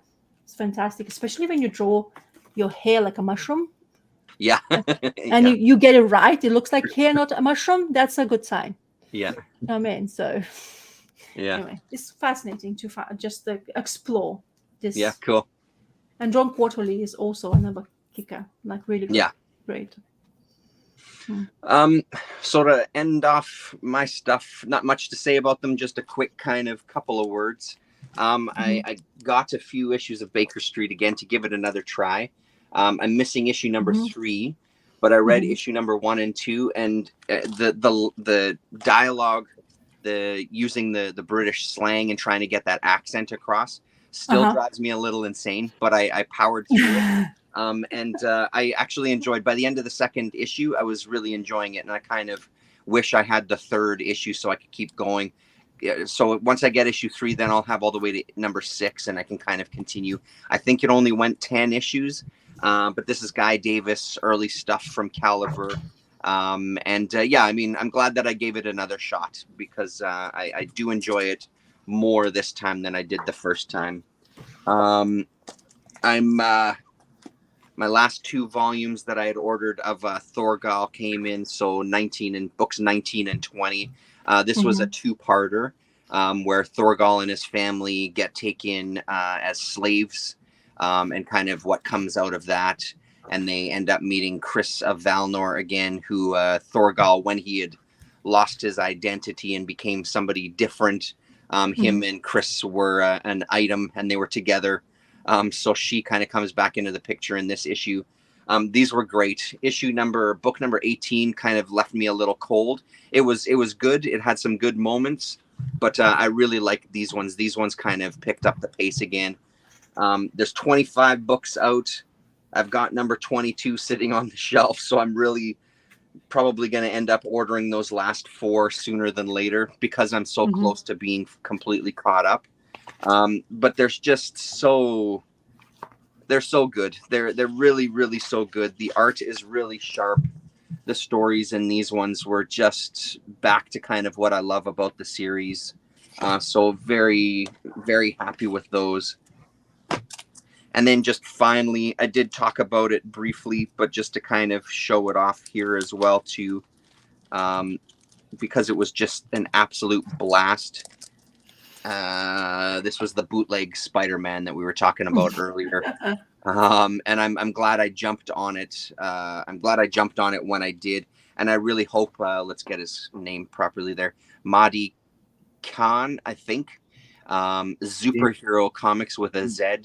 I'm hoping, because it sold out, right away, I'm hoping that he does another run of these.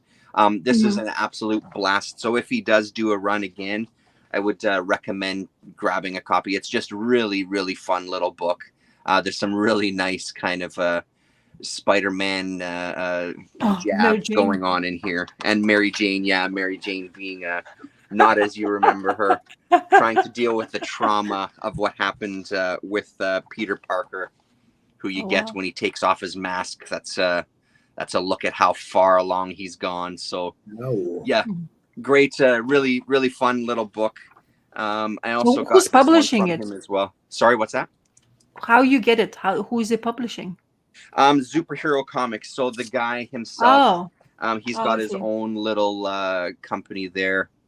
So Zuper, and he's got a bunch of stuff, including this Skinny Fat I got as well too, which didn't do much for me, but I figured while I was getting one book, I'd give another one of his a try. It was just okay. If I had to do it over again, I'd just get this one.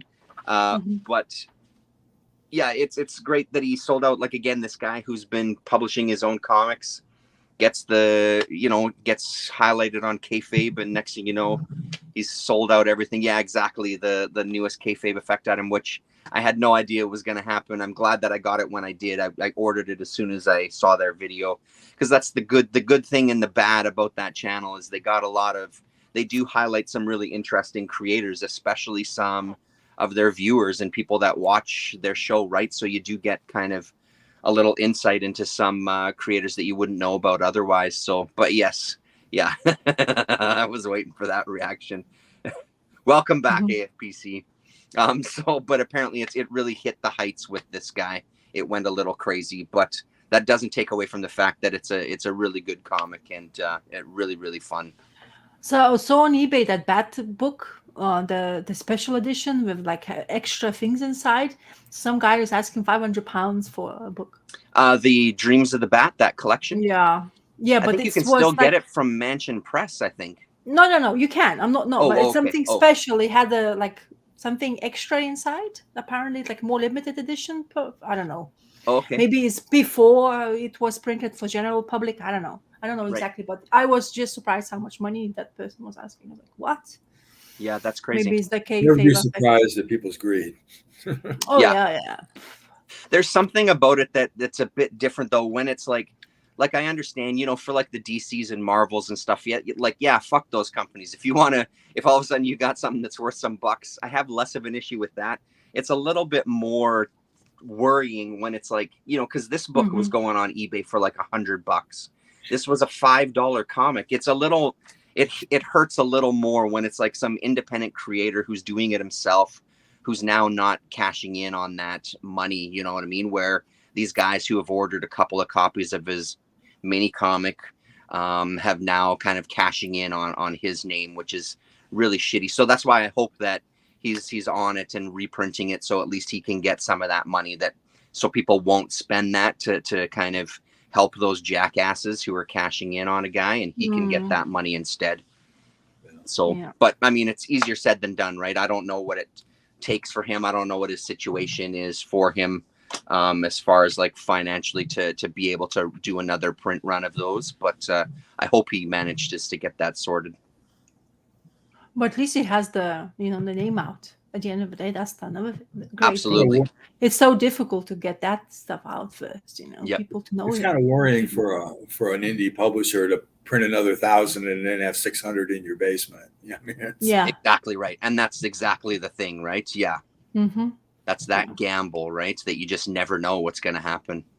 Kayfabe comes and then it goes, and then people forget all about it. Exactly. Yeah. Right on. All right, everybody. Nice to see you all. Donald, it's great to see you. Yeah, thanks for the email. I'm glad you got in touch. Yep. Anytime, like I say, anytime. Sure. I'll come back another time, maybe next month. Yeah, sure. Cool. And then we'll hope to see some of those paintings as well, too. Some close-ups on your paintings. Yeah. Okay. Cool. Will do. Rasa, thank you as always. Everybody in the chat, thank you very much. We had quite a turnout, lots of good conversation. You know who you are. It was nice to see you all.